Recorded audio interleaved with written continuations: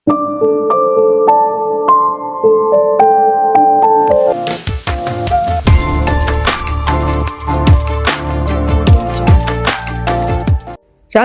எல்லாம் உண்மையும் தெரிஞ்சு போச்சு. அதனால நயனாவை கடத்தி வச்சுக்கிட்டு ரூபாவி ஜங்கையும் ரிலீஸ் பண்ணும் அப்படின்னு சொல்லிட்டு அரசரை வந்து கார்னர் பண்ணிட்டு இருக்காங்க. என்ன நடந்தாலும் சரி, ரூபாவி ஜங்கையும் ரிலீஸே பண்ணதுக்கு அப்புறமாக கூட நயனாவை கொல்லணும் அப்படிங்கறத ராஜமாதாவோட மைண்ட்ல இருக்கு. இதுக்கப்புறம் என்ன நடந்தது அப்படிங்கறத இந்த ஃபைனல் பார்ட்ல பாத்துடலாங்க. அதுக்கு முன்னாடி என்னோட வாய்ஸ் ஓவர் நரேஷன் ஸ்டோரி எல்லாம் பிடிச்சிருந்தா லைக் பண்ணிட்டு பாருங்க.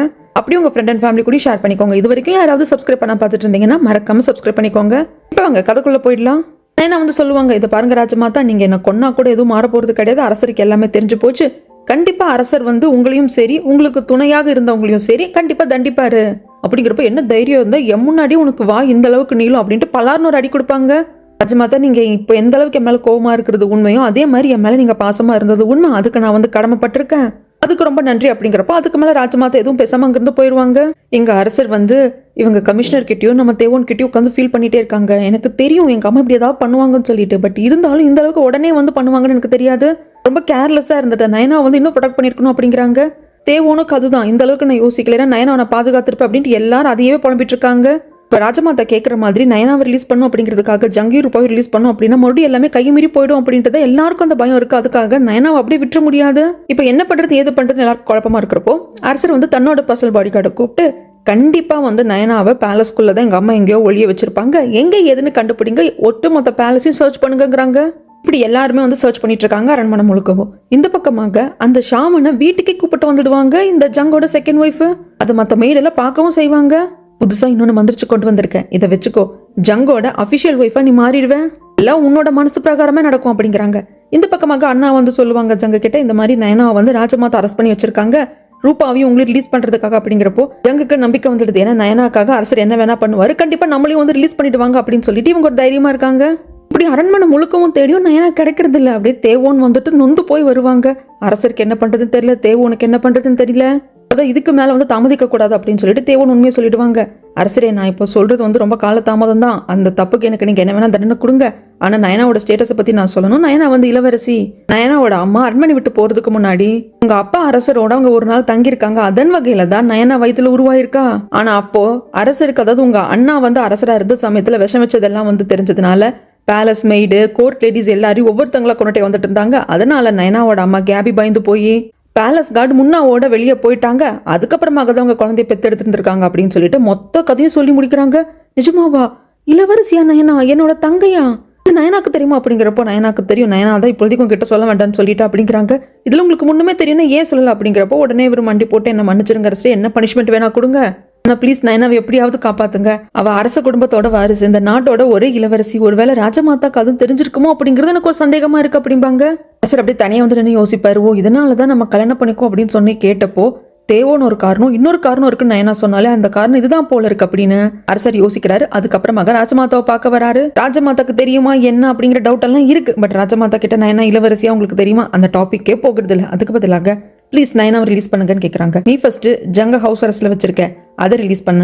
அதுக்கப்புறமாக இங்க ரூபாவை வந்து விசாரணை கைதே வச்சிட்டு இருக்கேன் இல்லையா, அவளை ரிலீஸ் பண்ண. அவள் வீட்டுக்கு போனதுக்கு அப்புறமாக நயனாவை நான் ரிலீஸ் பண்ணிடுவேன் அப்படிங்கிறாங்க. அரசர் கொஞ்சம் கூட சலனமே இல்லாம, சரிம்மா நான் வந்து ரூபாவையும் ஜங்க அங்கிளையும் ரிலீஸ் பண்றேன் அப்படின்னு சொல்லிடுவாங்க. இங்க தேவன் தானே ரூபா விசாரிச்சுட்டு இருப்பாங்க. அங்க வராங்க. ரூபா திமிரா கேட்கறா, இன்னும் எத்தனை நாளைக்கு நீங்க வச்சுக்கிட்டே இருப்ப, நீ வருஷ கணக்குல வச்சா கூட என் வாயிலிருந்து உன்னால எந்த ஒரு வாக்குமூலத்தையும் வாங்க முடியாது சொல்லு அப்படிங்கிறப்போ பலார்னு தேவோன்னு ஒரு அறை கொடுப்பாரு பாருங்க. இத ரூபா எதிர்பார்க்கவே இல்லை. என்ன தைரியம் என்ன தைரியம் அப்படிங்கிறப்ப வாய மூடு, இதை பாரு, நானே உனக்கு பனிஷ்மெண்ட் கொடுப்பேன், எழுதி வச்சுக்கோ, வேற யாரும் வேண்டாம், என் கையால் உனக்கு தண்டனை கிடைக்கும் அப்படின்னு சொல்றாங்க. சுத்தி இருக்க அதிகாரிகளுக்கு ஒன்றும் புரியறது இல்லை. இவளை ரிலீஸ் பண்ணி கூப்பிட்டு போங்க அப்படிங்கிறாங்க. ஆனா நம்ம தேவோனுக்கெல்லாம் பயங்கர கோபம், வேற வழியே கிடையாது, நயனா உயிரோட வரணும்னா ரிலீஸ் பண்ணி தான் ஆகணும். இவ பாட்டுக்கு ஜம்பமா வீட்டுக்கு வந்துடுவா. ஜங் வந்துட்டு சொல்லுவாங்க, இந்த மாதிரி அந்த நயனா வந்து இளவரசி அப்படிங்கறது வந்து உண்மையை கரெக்டா நாங்க கண்டுபிடிச்சிட்டோம், அது எல்லாத்தையும் ஆதாரத்தோட ராஜமாதாக்கு தெரியப்படுத்திட்டேன், அதை வச்சுதான் நயனாவை தன் பக்கம் வச்சுட்டு ராஜமாதா வந்து ஒன்று ரிலீஸ் பண்ண வச்சிருக்காங்க அப்படிங்கிறாங்க.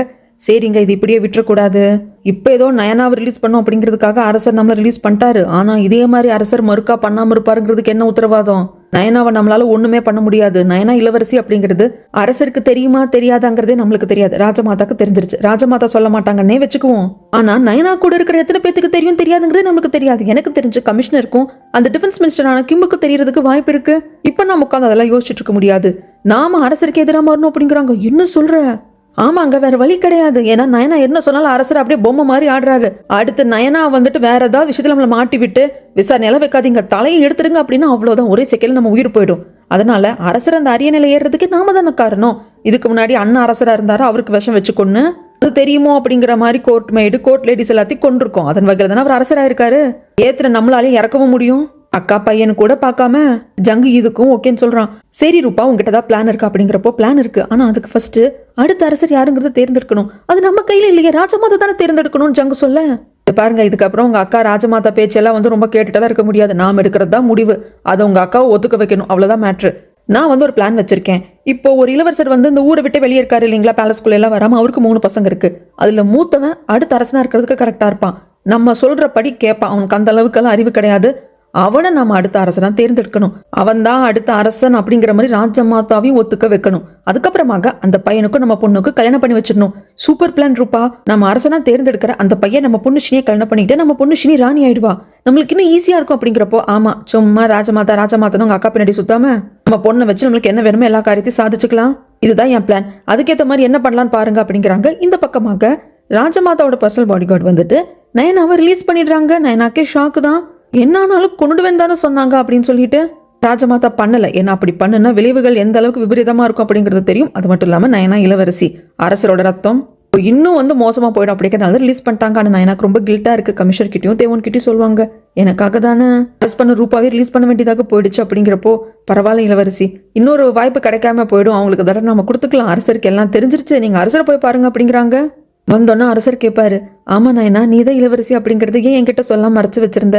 இல்லை நீங்க தெரிஞ்சா வருத்தப்படுவீங்க அப்படின்னு முடிக்கிறதுக்குள்ள, என் அம்மா தானே உன் அம்மாவோட சாவுக்கு காரணம். அரண்மனையில ராஜாத்தி மாதிரி வளர வேண்டியவ நீ, என்னென்னமோ நடந்து போச்சு இல்ல, உனக்கு நடந்த கொடுமைக்கு என் அம்மாவும் மாமா ஜங்கும் தான் காரணம்னு நினைக்கிறப்போ ரொம்ப கஷ்டமா இருக்கு அப்படிங்கிறாங்க. அரசரே, இதுக்கும் உங்களுக்கு எந்த ஒரு சம்மந்தமும் இல்லை. உங்களுக்கு தெரியாம நடந்ததுக்கு நீங்க எந்த வகையிலும் காரணமாக்க மாட்டீங்க.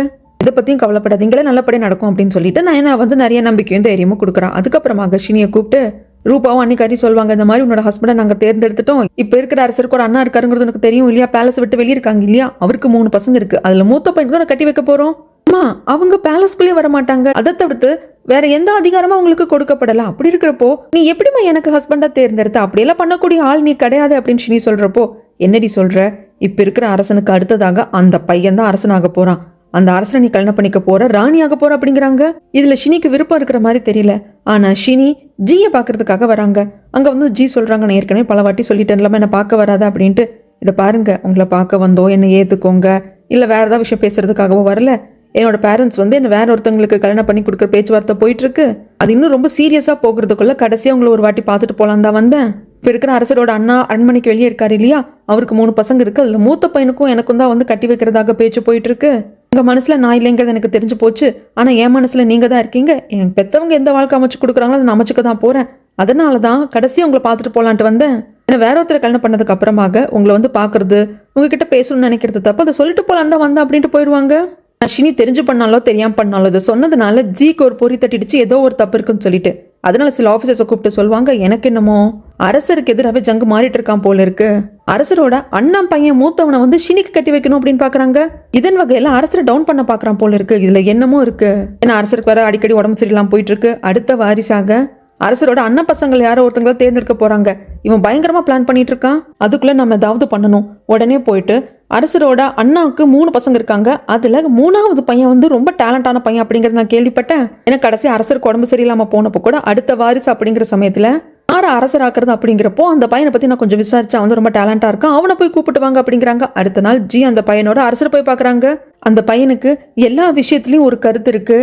இது இப்படி நடந்திருக்கலாம், அப்படி நடந்திருக்கலாம் அப்படின்னு கேள்வி கேட்கிற அளவுக்கும் பதில் கொடுக்குற அளவுக்கும் நல்ல டேலண்டாவே இருக்கான். பாலிடிக்ஸை பத்தியும் ஓரளவுக்கு நல்லா தெரிஞ்சிருக்கு. அரசருக்கும் ரொம்ப சந்தோஷமா இருக்கு. அம்மா அப்பா இப்படி இருக்காங்கப்பா, உன் 2 அண்ணனுக்கு எப்படி இருக்காங்க அப்படின்னு எல்லாம் விசாரிக்கிறாங்க. இந்த பக்கம் நயனாவோட எப்பவுமே இருப்பாங்க இல்லையா அந்த லேடிஸ் போய் என்ன மன்னிச்சிருங்க, நான் எப்போ உங்களை இன்னும் க்ளோஸா வாட்ச் பண்ணிட்டு இருக்கணும், நான் உங்களுக்கு ஈஸியா மிஸ் பண்ணிட்டேன், உங்களை தனியாக அனுப்பிச்சிருக்க கூடாது இளவரசி அப்படின்னு சொல்லி மன்னிப்பு கேட்கிறப்போ இது குக்கிங் லேடி வார்டன்னு கேட்டு வந்துடுவாங்க. என்ன இளவரசியா, என்னமோ இவங்கெல்லாம் சொல்றாங்க அப்படிங்கிறப்போ இப்போதான் இவங்களுக்கு உண்மை தெரிய வருது. நாட்டோட இளவரசியவான ஜெயில வச்சு வளர்த்த அப்படின்னு ஃபீல் பண்றப்போ, நீங்க அப்படி வச்சு வளர்த்ததுனால தான் நான் இப்போ உயிரோடவே இருக்கேன், எப்போ என்கிட்ட பேசுற மாதிரியே பேசுங்க, இளவரசி நல்லா கூப்பிடாதீங்க அப்படின்னு நான் என்ன சொல்றாங்க. இந்த பக்கம் அரசருக்கு எகெயின் நெஞ்சு வலி வந்துடுது. எகெயின் அன்கான்ஷியஸ் ஸ்டேஜுக்கு போயிடுறாங்க. ராஜமாதாக்கெல்லாம் தெரிய வந்து பாக்குறாங்க. மருத்துவர் அதே தான் சொல்றாரு. இன்னொரு 2-3 நாள் அரசரா கண்ணு முழிச்சாதாமா உண்டு, இல்லைன்னா கஷ்டம் அப்படின்றாங்க. நல்லா இருக்கான்னு சொன்னீங்களே அப்படிங்கிறப்போ அரசர் ஆரோக்கியமாதமா இருக்காரு, அடிக்கடி இந்த நெஞ்சு வலி வர்றதுக்கு எதுவும் பண்ண முடியாதுமா அப்படிங்கிறாங்க. அதுக்கப்புறமாக ஒரு முக்கியமான இன்ஃபர்மேஷன் வந்துட்டு ராஜமாதாக்கு கிடைக்குது. அதை பார்த்ததும் உடனே இவங்களே ஜங்கையும் ரூபாவையும் பார்க்கறதுக்கு போறாங்க. இப்படி ராஜமாதாவே ஜங்கு ரூபாவோட இடத்துக்கு பார்க்க போயிருக்காங்க அப்படிங்கிற அந்த நியூஸை வந்து நம்ம நயனா கிட்ட சொல்றதுக்காக அந்த ஹெல்ப்பர் பொண்ணு வந்துடுறா. விஷயம் என்னன்னு தெரியல, ஆனா ராஜமாதா அவங்கள கூப்பிட்டு விடாம இவங்களே போயிருக்காங்க அப்படிங்கிறாங்க. அப்பதான் நம்மளுக்கு காட்டுறாங்க. ராஜமாதா கிட்ட ஒரு லிஸ்ட்டை வந்து இப்போ கொடுத்தாரு இல்லைங்களா, பர்சனல் பாடி கார்டு, அதை கொண்டு வந்து இப்போ ஜங்கு கிட்ட கொடுக்குறாங்க. இது என்னது எதுன்னு கேட்கறதுக்கு, இதுல இருக்கிற பர்சன்ஸ் எல்லாமே எனக்கு முன்னாடி ஒரு குயின் இருந்தாங்க இல்லையா, அதாவது என் கணவனான அரசரோட ஃபர்ஸ்ட் ஒய்ஃபான குயின், அவங்க ஃபேமிலி சேர்ந்த ஆதரவாளர்கள், டிஃபென்ஸ் மினிஸ்டரா இருக்க கிம், கமிஷனர், இன்னும் சில பேர், இவங்க எல்லாத்தையும் வந்து நான் இதுல எழுதி வச்சிருக்கேன். அவங்க தான் முக்கியமான ஆளுங்க, அவங்க எல்லாரையும் போட்டு தள்ளணும், அப்பதான் நாம நிம்மதியா இருக்க முடியும் அப்படிங்கிறாங்க. ஐயோ, ராஜமாதா அரசருக்கு தெரிஞ்சுட்டா, அரசர் கேட்க நெஞ்சு வலி வந்திருக்கு, ஆனா என் பையனுக்கு எதுவும் ஆகாது, அவன் கண்டிப்பா பொழைச்சுப்பான், ஆனா எப்ப கண்ணு முழிப்பான்னு தெரியாது, அவன் கண்ணு முழிக்கிறதுக்குள்ள இந்த வேலையை முடிக்கணும், அதனால தான் நான் உங்ககிட்ட வந்து இது எல்லாத்தையும் கொடுத்துருக்கேன், நீ பாத்துக்கோ, அந்த குடும்பத்தை இல்லாம அழிச்சா மட்டும்தான் நாம நிம்மதியா இருக்க முடியும், ஏன்னா உனக்கும் ரூபாவுக்கும் எந்த கேரண்டி என்னால கொடுக்க முடியாது, எங்கேயும் என் பையன் அரெஸ்ட் பண்ணான்னா எதை வச்சு உங்களை ரிலீஸ் பண்ண வைக்கிறதுக்கு என்கிட்ட எதுவும் இல்லப்பா, சீக்கிரமா வந்து இதை பண்ணி முடியும், அரசர் கண்ணு முழிக்கிறதுக்குள்ள அப்படிங்கிறாங்க. அதுக்கப்புறமாக பல்லக்கில் ராஜமாதா வந்து அரண்மனைக்கு வந்துட்டு இருப்பாங்க. இந்த பக்கமாக ரூபா உடனே ஏதாவது பண்ணுங்க, எனக்கு சும்மா உட்காந்துருக்கீங்க, ராஜமாதா தான் சொல்லிட்டாங்களே உடனே பண்ணல அப்படிங்கிறப்போ, ஆமா அக்கா சொல்லிட்டாங்க, அதுக்காக அப்படிங்கிறப்போ, ஏன்னா அந்த லிஸ்ட்ல தேவோன் பேரும் இருக்கு, நயனா பேரும் இருக்கு. நயனாவை கூட விட்டுடுங்க, தேவோன் பேர் இருக்கே, உங்க பையன் அந்த லிஸ்ட்ல இருக்கான் அப்படிங்கிறதுக்காக தான் நீங்க இவ்வளவு யோசிக்கிறீங்களா? இல்ல ரூபா, அப்படி இல்லை அப்படிங்கிறப்போ, எனக்கு நல்லா தெரியும், இதை பாருங்க, உங்க பையனை விட நம்மளை வாழவே விட மாட்டான், நம்மளை கொல்றதே கூட அவனாதான் இருப்பான், அதனால ஒழுங்கா உங்க அக்கா சொன்ன வேலையை பண்ணுங்க அப்படிங்கிறாங்க. ஆனா ரூபாக்கு தெரிஞ்சு போச்சு, இவர் கண்டிப்பா தான் பையனான தேவனை கொல்ல மாட்டாரு அப்படின்னு சொல்லிட்டு அண்ணனை கூப்பிட்டுட்டு இந்த ரூபா வந்து அசிஸ்டன்ஸ் பைய பாக்குறா. இந்த அப்பா உனக்கு லிஸ்ட் கொடுத்தனது லிஸ்ட் நீ பாத்தியா? பார்த்தேன் மேடம், அதுல தேவோன் நயனா 2 பேரும் இருக்கு இல்லையா, அவங்க 2 பேரையும் நீ உன் கையாலேயே கொல்ற, அவங்க செத்துட்டாங்க அப்படிங்கிற கன்ஃபர்மேஷன் நீயே வந்து என்கிட்ட சொல்ற அப்படிங்கிறப்போ, சரி மேடம் அப்படிங்கிறாங்க. அதுக்கப்புறம் சொசூருக்கே தேவோனை பாக்குறதுக்காக ஜங்க வந்திருப்பாங்க. மனசே இல்லாம தான் தேவோன் போவான், ஜங்க பாக்குறதுக்கு பிடிக்கல, ஆனா அங்க வந்து ஜங்க இருந்துட்டு, இதை பாரு தேவோன், உடனே தலைநகரை விட்டு கிளம்பு, எங்கேயாவது போ, முடிஞ்ச மிங்நாட்டுக்குள்ள ஓடி போயிட்டு எங்கேயாவது போய் வாழ்ந்துக்கோ, என்ன வளர்றீங்க நீங்க, பாட்டுக்கு வந்து உட்காந்து போங்கிறீங்க, இங்க பாரு உன் அப்பனா நான் பெத்த என் பையனான உன்னை காப்பாத்துறதுக்காக என்னால முடிஞ்சது இது மட்டும்தான், தயவு செய்து ஏன் எதுக்குன்னு கேள்வி கேட்காம தலைநகர் விட்டு போயிடுடா அப்படின்னு சொல்லிட்டு அதுக்கு மேல உட்காரம் எழுந்து இவர் போயிடுவாரு. நம்ம தேவோனுக்கு வந்து ஏதோ ஒன்று தப்பா படுது, இவர் நம்மளை மட்டும் போக சொல்றாரு அப்படின்னு என்னமோ இருக்கு, அதனால உடனே நயனா கிட்ட பேசணும் அப்படின்னு சொல்லிட்டு அந்த பொண்ணு இங்கே தான் நாங்கள் வேலை செய்கிற சொசூரில் அந்த பொண்ணு கிட்ட சொல்றாங்க, இந்தம்மா நீ போய் நயனாவை வந்து நான் பார்க்கணும்னு சொன்னேன்னு சொல்லுங்கிறாங்க.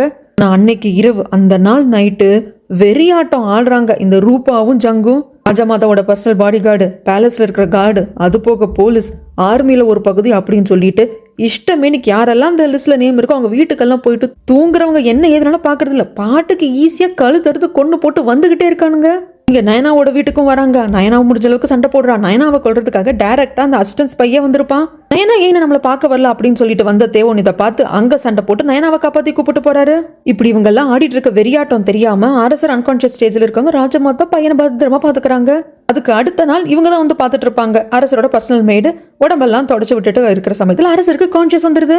அரசரை கண்ணு முடிச்சிட்டீங்களா அப்படின்னு சொல்லிட்டு வெளியே வந்து பர்சனல் பாடி கார்டு கிட்ட சொல்றப்போ அரசர் கிட்ட சொல்றதா வேண்டாமான்னு தெரியல. வெளியே வந்து ராஜமாதா ஜங்கெல்லாம் சேர்ந்து வெறியாட்டம் ஆடிட்டு இருக்காங்க. இல்ல மறைக்க முடியாது சொல்லிடலாம் அப்படின்னு சொல்லிட்டு எல்லாத்தையும் சொல்றாங்க. அரசருக்கு திக்குங்குது. அது மட்டும் இல்லாம டிஃபென்ஸ் மினிஸ்டரான கிம்ம கொன்னுட்டாங்க. எல்லாரையும் ஒரே முட்டா கொண்டா பிரச்சனை ஆயிடும் அப்படின்னு சொல்லிட்டு முக்கியமான ஆட்களை கொண்டுட்டு மிச்ச பேரெல்லாம் கைது பண்ணிருக்காங்க. அதாவது ராஜமாதாக்கு முன்னாடி இருந்தாங்க இல்லைங்களா, அந்த குயினோட ஃபேமிலியை சேர்ந்தவங்க எல்லாரையுமே பாதி கொன்னு இருக்காங்க, பாதி அரெஸ்ட் பண்ணிருக்காங்க. அப்போ அரசர் கண்ணு முழிச்சிட்டாங்க அப்படின்னு தெரிஞ்சதும் ஜங்கோட சப்போர்ட்டர்ஸ் எல்லாம் வந்துட்டு ஐயோ அரசரே கண்ணு முழிச்சிட்டீங்களா, என்னமோ நடந்து போச்சு தெரியுமா அப்படிங்கிறப்போ என்ன நடந்ததுன்னு நான் இப்பதான் கேட்டேன். உங்களுக்கு யார் ரைட்ஸ் கொடுத்தது? டிஃபென்ஸ் மினிஸ்டர் கிம்ம கொன்னு இருக்கீங்க, அந்த குயினோட ஃபேமிலியை சேர்ந்த சப்போர்ட்டர்ஸ் ஃபேமிலி மெம்பர்ஸ் எல்லாரையும் அரெஸ்ட் பண்ணிருக்கீங்க, உங்களுக்கு யார் ரைட்ஸ் கொடுத்தது அப்படிங்கிறப்போ ஐயோ அரசரே உங்களுக்கு தெரியாது, நீங்க அன்கான்சியஸ்ல இருந்தப்போ அவங்க உங்களையே தோக்கடிக்கிறதுக்கு இந்த ஆட்சியை வீழ்த்துறதுக்காக நிறைய வேலை பண்ணாங்க அப்படிங்கிறாங்க. வாயை மூடுங்க, எது போய் உண்மை அப்படிங்கிறது எனக்கு தெரியும். யாரை கேட்டு என்னோட பேலஸ் கார்ட்ஸ் எல்லாம் யூஸ் பண்ணீங்க, அனுமதி யார் கொடுத்தது உங்களுக்கு அப்படிங்கிறப்ப ராஜமாதா அப்படிங்கிறாங்க. வாயை மூடுங்க, ராஜமாதா அப்படிங்கிற ஒருத்தங்களை வச்சுக்கிட்டு நீங்க ஆடுற ஆட்டம் கொஞ்சம் நஞ்சம் கிடையாது, என்ன பண்ண போறேன்னு மட்டும் பாருங்க அப்படிங்கிறாங்க. அரசு நீங்க அப்படிலாம் சொல்லக்கூடாது, நிறைய இருக்கு, நீங்க வந்து இன்வெஸ்டிகேஷன் பண்ணுங்க. அப்புறம் உங்களுக்கே உண்மை தெரியும் அப்படிங்கிறாங்க. இவருக்கு வர்ற கோபத்துக்கு என்ன வார்த்தை சொல்லி திட்டுறதுன்னு கூட தெரியல. இந்த எரிச்சல் கிளப்புவாங்கன்னு சொல்லுவாங்க இல்லைங்களா, இந்த ஜங்கு கூட இருக்கிறவங்கள பேசுறது அப்படிதான் இருக்கு அரசருக்கு. இங்க எப்படியே தப்பிச்சு கொஞ்சம் ஊரை விட்டு வெளியே வந்துட்டாங்க தேவோனும் நயனாவும். என்ன நடக்குது ஏது நடக்குதுன்னு கேக்குறப்போ எனக்கு தெரியல நயனா, ஆனா ஜங்கு திடீர்னு வந்து என்ன சொசூரிலேயே பார்த்து தலைநகர்ல இருக்காத தயவு செய்து போயிட்டு உயிர் பொழைச்சுக்கோன்னு சொன்னார். அப்பவே எனக்கு ஒரு டவுட் வந்தது. அப்ப இப்ப நடக்கிறதுக்கெல்லாம் பின்னாடி ஜங்கு இருக்காரு. ஜங்கு இருக்காங்கன்னா கண்டிப்பா ராஜமாதாவும் இருப்பாங்க அப்படிங்கிறாங்க. அப்பதான் நயனா சொல்றா, ஆக்சுவலா நான் அங்க வந்து ஒரு பொண்ணை வச்சிருக்கேன், ஹெல்ப்பர் பொண்ணு, ராஜமாதாக்கு அவ மெய்டா இருக்கா. அவ வந்து எனக்கு சொன்னா ராஜமாதாவே போய் ஜங்கி ரூபாவை மீட் பண்ணியிருக்காங்க. அதன் வகையில நீ என்னென்னலாம் பண்ணி வச்சிருக்காங்கன்னு தெரியலையே அப்படிங்கிறாங்க. இந்த பக்கம் அரசருக்கு வந்து இன்னும் உடம்பு வந்து தேரலைங்க, அப்படி நெஞ்ச பிடிச்சிட்டு தான் வந்து உட்கார்றாரு. பர்சனல் பாடி கார்டை கூப்பிடுறாங்க. என்ன ஏதுன்னு கேட்கறதுக்கு இந்த மாதிரி ராஜமாதா ஒரு ஹிட் லிஸ்ட் ரெடி பண்ணியிருக்காங்க. அதில் இருக்கிறவங்க எல்லாரையும் போட்டு தள்ளி சில பேரை கைது பண்ணியிருக்காங்க. அந்த லிஸ்ட்ல நயனா பேரும் தேவோன் பேரும் இருக்கா அப்படிங்கிறதுக்கு ஆமா அரசரே இருக்கு. அவங்க 2 பேரும் எப்படி இருக்காங்க அப்படிங்கிறப்போ அது எனக்கு தெரியல, உயிரோட இருக்காங்களா இல்லைன்னு எனக்கு தெரியல அரசரே அப்படிங்கிறாங்க. உடனே நான் போய் எங்க அம்மாவை பார்க்கணும் அப்படிங்கிறதுக்குள்ளேயே அவங்களே வந்துட்டாங்க ராஜமாதாவே. என்னப்பா அதுக்குள்ள இங்க வந்து அரசரோட உடையெல்லாம் போட்டுக்கிட்டு உட்காந்துக்கிட்ட, நீ ரெஸ்ட் எடுக்கணும் இல்லையா அப்படிங்கிறாங்க. அது மட்டும் இல்லாம நீ அன்கான்சியஸ் ஸ்டேஜ்ல இருந்தப்போ எனக்கு முன்னாடி உங்க அப்பாவுக்கு ஃபர்ஸ்ட் ஒரு குயின் இருந்தாங்க இல்லையா, அந்த குயினோட ஆதரவாளர்கள் என்னென்ன பண்ணாங்க தெரியுமாப்பா. உன்னோட இடத்துல இருந்து எல்லாத்தையும் நான் தான் பாத்துக்க வேண்டியதா போயிடுச்சு. அம்மா இருக்கிறப்போ உன்னை யாராவது டச் பண்ண விட்டுருவானா அப்படிங்கிறாங்க. டிஃபென்ஸ் மினிஸ்டர் கிம்ம கொண்டுட்டீங்க, அதுக்கு அழகா ஒரு விஷயத்தை யூஸ் பண்ணிட்டீங்க. ஆக்சுவலா அரசர் வந்து பதட்டமே அடையறதில்ல, பொறுமையா தான் பேசுவாரு. நான் என்னமா பேச முடியும், நான் ஒரு பொம்மைமா, இந்த அரியணையில நீ என்ன உட்கார வச்சிருக்க, நான் ஜஸ்ட் உட்கார்ந்துருக்கேம்மா, எல்லா முடிவையும் நீ தானம்மா எடுக்கிற, எடுத்துக்கோமா. இனி என்ன பண்ணணும், என் பக்கத்துல இருக்கிற என்னோட பர்சனல் மேடை கொள்ளணுமா கொன்னுக்கோ, என் பர்சனல் பாடி கார்டை கொள்ளணுமா கொன்னுக்கோ, என்ன கல்யாணம் பண்ணிட்டீங்க ராணியா வந்து ஒருத்தி உட்கார்ந்துருக்காளே, அதை தவிர்த்து எந்த பாவமே செய்யாத ஒருத்தி, அவளை கொள்ளணுமா கொன்னுக்கோ. அப்படி கொன்னுட்டா அவளோட ஃபேமிலியில வந்து நியாயம் கேட்பாங்களே, அவங்களே கொல்லணுமா கொன்னுக்கோ. என்னப்பா இப்படியெல்லாம் பேசிட்டு இருக்க, அம்மா எல்லாம் உன் அணுக்காக தான் பண்ணிட்டு இருக்க, புரிஞ்சுக்கோ அப்படிங்கிறாங்க. அம்மா எனக்கு எல்லாமே புரிஞ்சிருச்சுமா, நீ உன் தம்பி பொண்டாட்டியெல்லாம் போடுற ஆட்டத்தை என்னால் தாங்க முடியல, என்னால் எதிர்க்கவும் முடியல, என் உடம்புல தெம்பும் இல்லை. என்ன பண்ணாலும் அதுக்கு நீ ஒரு வியூகம் அமைச்சு அதுல என்னையே சிக்க வைக்கிற மாதிரி தான் பண்ற. இதுக்கப்புறம் நான் ஒரு முடிவுக்கு வந்துட்டேம்மா, நான் அரசனா உட்காந்து நீ எல்லா முடிவும் எடுக்கிறதுக்கு என்னதான் இந்த அரியணையில ஏற்றி விட்டேன், நீயே இறக்கியும் விட்டுரு, என்னை வந்து அரசனா இருக்கிறதுக்கு தகுதி இல்லை அப்படின்னு அரச பதவியை என்கிட்ட இருந்து பறிச்சுக்கோமா அப்படிங்கிறாங்க. வாய மூடு, என்ன பேசிட்டு இருக்க, பேசாம இரு, எல்லாம் கொஞ்ச நாள் சரியாயிடும், அமைதியாரு அப்படிங்கிறாங்க. இல்லம்மா, இந்த ஒரு முடிவை என்னால எடுக்க முடியும், யாரும் எதுவுமே பண்ண முடியாது, நான் மட்டும் உறுதியா இருந்துட்டா. எனக்கு இந்த சிம்மாசனம் வேண்டாம், அரசன் அப்படிங்கிற என்னோட பதவியை நான் துறக்கிறேன் அப்படிங்கிறப்போ காலையே விழுந்துடுவாங்க ராஜமாதா. ப்ளீஸ்டா இப்படி பண்ணாதடா, புரிஞ்சுக்கோடா, ப்ளீஸ்டா இப்படிலாம் பண்ணாத அப்படிங்கிறாங்க. என்ன இதை தவிர்த்து வேற என்ன பண்ணாலும் ராஜமாதாக்கு வலிக்காது. அது மட்டும் இல்லாம அரசர் ரொம்ப டயர்ட் ஆயிட்டார், அதனால அவ்வளவுதாம்மா, நான் எடுத்த முடிவு தான். நீ என் காலில் விழுந்து கெஞ்சினாலும் சரி, இல்ல இதை விட வேற என்ன விஷயத்த நீ பண்ணினாலும் சரிம்மா, நான் வந்து கண்டிப்பா என்னோட முடிவை மாத்திக்க மாட்டேன், நான் அரசர் அப்படிங்கிற அந்த பதவியில இருந்து இறங்குறேன், இதுதான் என் முடிவு அப்படின்னு சொல்லிட்டு அவர் போயிடுவாரு. ராஜமாதா அங்கேயே உட்காந்து கதறி அழுவாங்க. அதுக்கப்புறமாக அரசரோட சேம்பர்ல இருந்து வெளியே வருவாங்க. வந்தவங்க நின்று அரசரோட சேம்பரை திரும்பி பார்த்துட்டு அப்படியே ஒரு மாதிரி ரொம்ப மனசெல்லாம் நொந்து போய் விரக்தியோட தான் போவாங்க. டக்குன்னு அப்படி மயக்கம் போட்டு விழுந்துருவாங்க. இந்த பக்கம் நயனா, நம்ம தேவோன், அப்புறம் இந்த ஸ்பை லேடி எல்லாரும் ஒரு இடத்துல வந்து பதுங்கிட்டாங்க, தங்கிட்டாங்க, ஊருக்கு வெளியே தான் இருக்காங்க. ஸ்பை லேடியை மட்டும் அனுப்புறாங்க, உள்ள போய் என்ன ஏதுன்னு பார்த்துட்டு வா, ஆளுங்க யாராவது இருந்தாங்கன்னா நாங்க இங்க இருக்கோம் அப்படிங்கறத சொல்லிடு அப்படின்னு சொல்லிட்டு ஸ்பை லேடி அனுப்பிச்சு வைக்கிறாங்க. ஆனா இந்த பக்கம் ராஜமாதா மயக்கம் போட்டு விழுந்து அவங்களும் படுத்த படிக்க ஆயிட்டாங்க. எகேன் அரசருக்கு வந்துட்டு நெஞ்சு வலி வந்துருச்சு. ஆக்சுவலா அவருக்கு அப்பவே குணமாகலைங்க, ஒரு மாதிரி தான் வந்து உட்காந்துருப்பாரு. எகேன் அன்கான்ஷியஸ் ஸ்டேஜுக்கு போயிட்டாரு. அவ்வளவுதான், ஜங்கு குறை குதூகலமா போயிடுச்சு. இன்னும் நிறைய பேரை நாம வந்து தப்பிக்க விட்டுட்டோம், அந்த நயனா தேவோன் இவங்க எல்லாம் இருக்காங்க, ஆனா தேவோனை நீங்க ஃபர்ஸ்ட் கண்டுபிடிச்சது எங்கிட்ட வந்து சொல்றீங்க அப்படின்ட்டு அப்பா ஜங் எட்டி பாக்குறாங்க. என் பையனுக்கு எதுவும் ஆயிடக்கூடாது அப்படிங்கிறதுக்காக அவனை எதுவும் பார்த்ததும் பண்ணிடாதீங்க, கண்டுபிடிச்சது எங்கிட்ட வந்து சொல்லுங்க அப்படிங்கிறாங்க. தேவோனையும் நயனாவையும் கொள்றதுக்கான ஆர்டரை வந்து இந்த ரூபா வந்து யாருக்கு கொடுத்தா, அசிஸ்டன்ட் ஸ்பைக்கு தானே. ஏன்னா நல்லாவே தெரியும் தேவோனை வந்து கண்டிப்பா ஜங்கு போட்டு தள்ள மாட்டாங்கன்னு சொல்லிட்டு, அதனால வந்து ரூபா இந்த ஏற்பாடு பண்ணிருப்பா. ஆனா அசிஸ்டன்ட் ஸ்பை வந்து சொல்றாங்க, என்ன மன்னிச்சிருங்க ரூபா மேடம், என்னால அவங்கள கொல்ல முடியல அப்படிங்கிறப்போ அதெல்லாம் தெரியாது, அவங்க 2 பேரும் கொன்னே தீர்ற, இல்லைன்னா என்னால் உன்னை மன்னிக்கவே முடியாது, லாஸ்ட் சான்ஸ் போ அப்படிங்கிறாங்க.